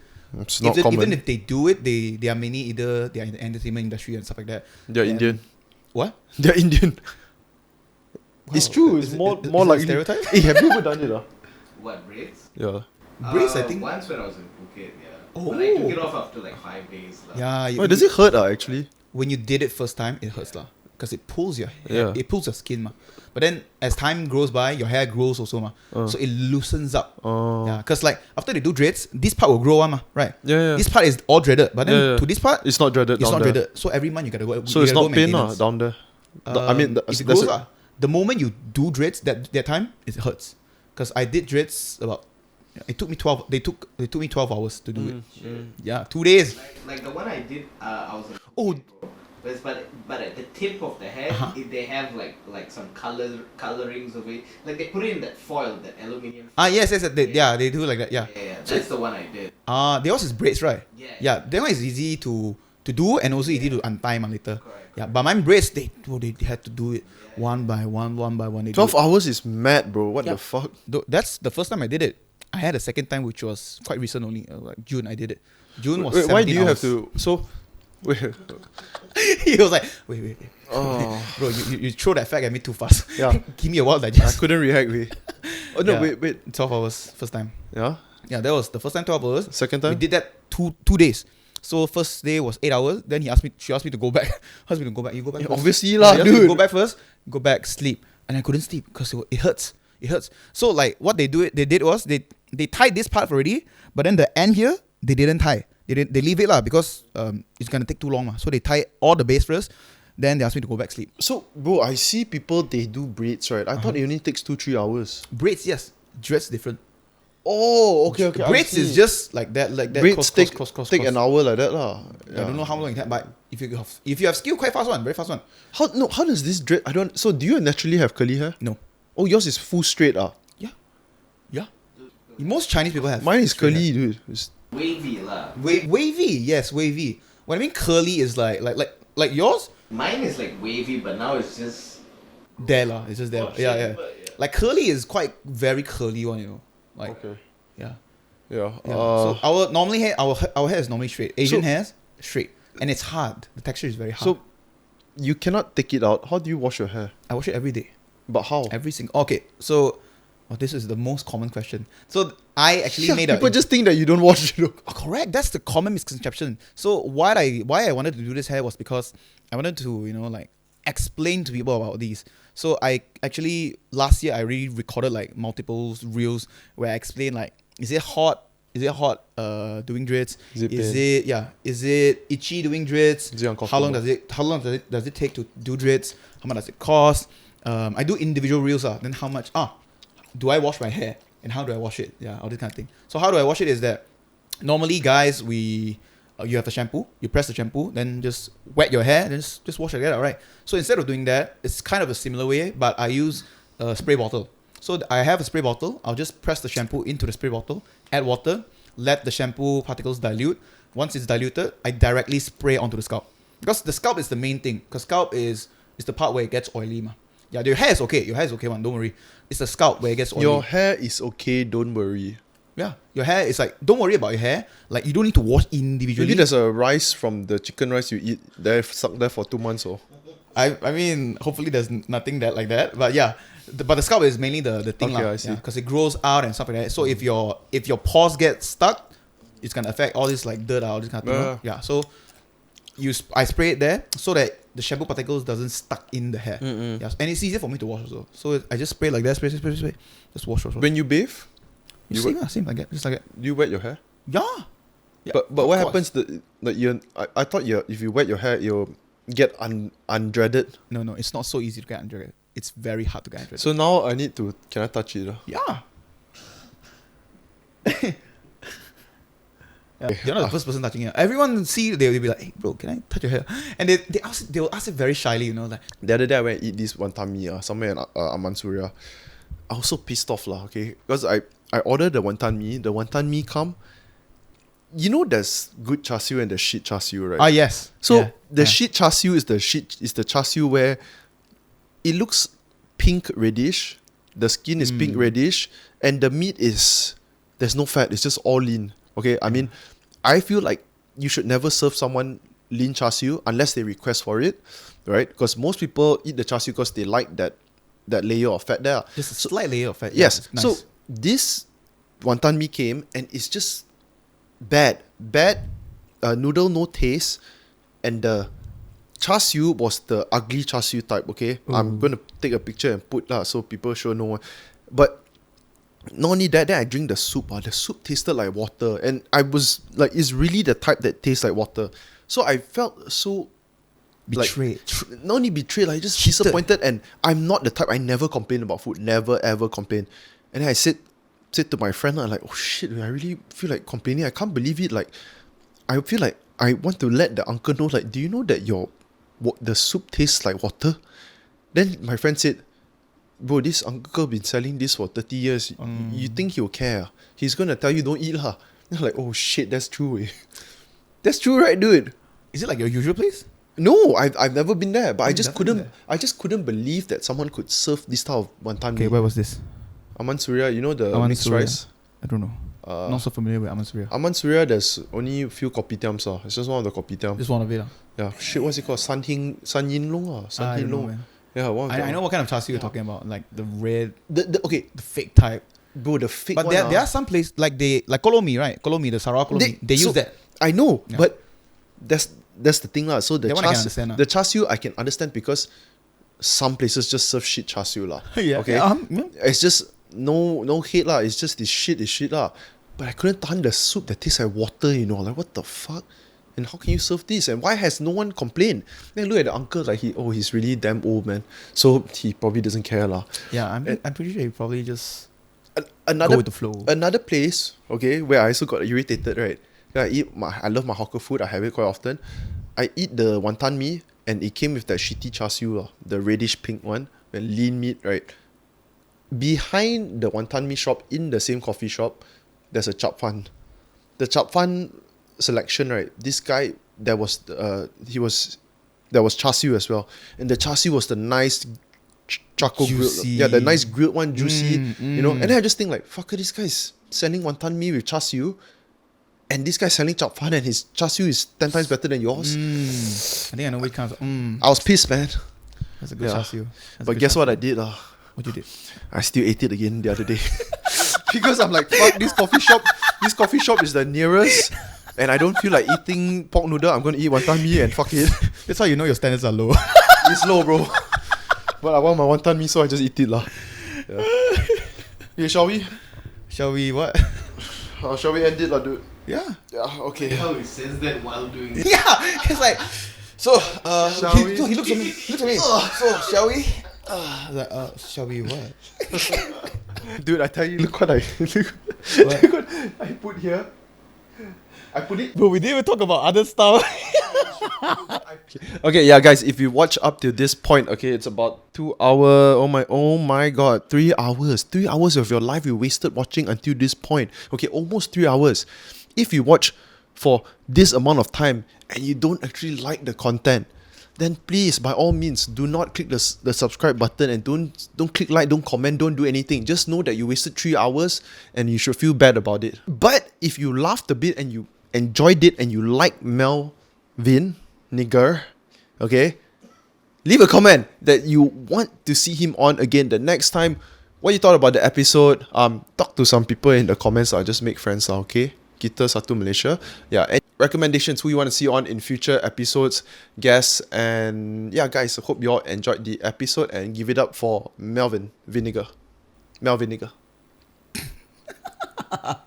See you. Smooth introduction. Melvinegar. Mel. He's like Mel. Vin. Nigga. Oh, wow. Woke up, I ain't got a job. Okay, don't know what day of the week. Okay, drop a new hit with the squad. Okay, do it and go back to sleep. Okay.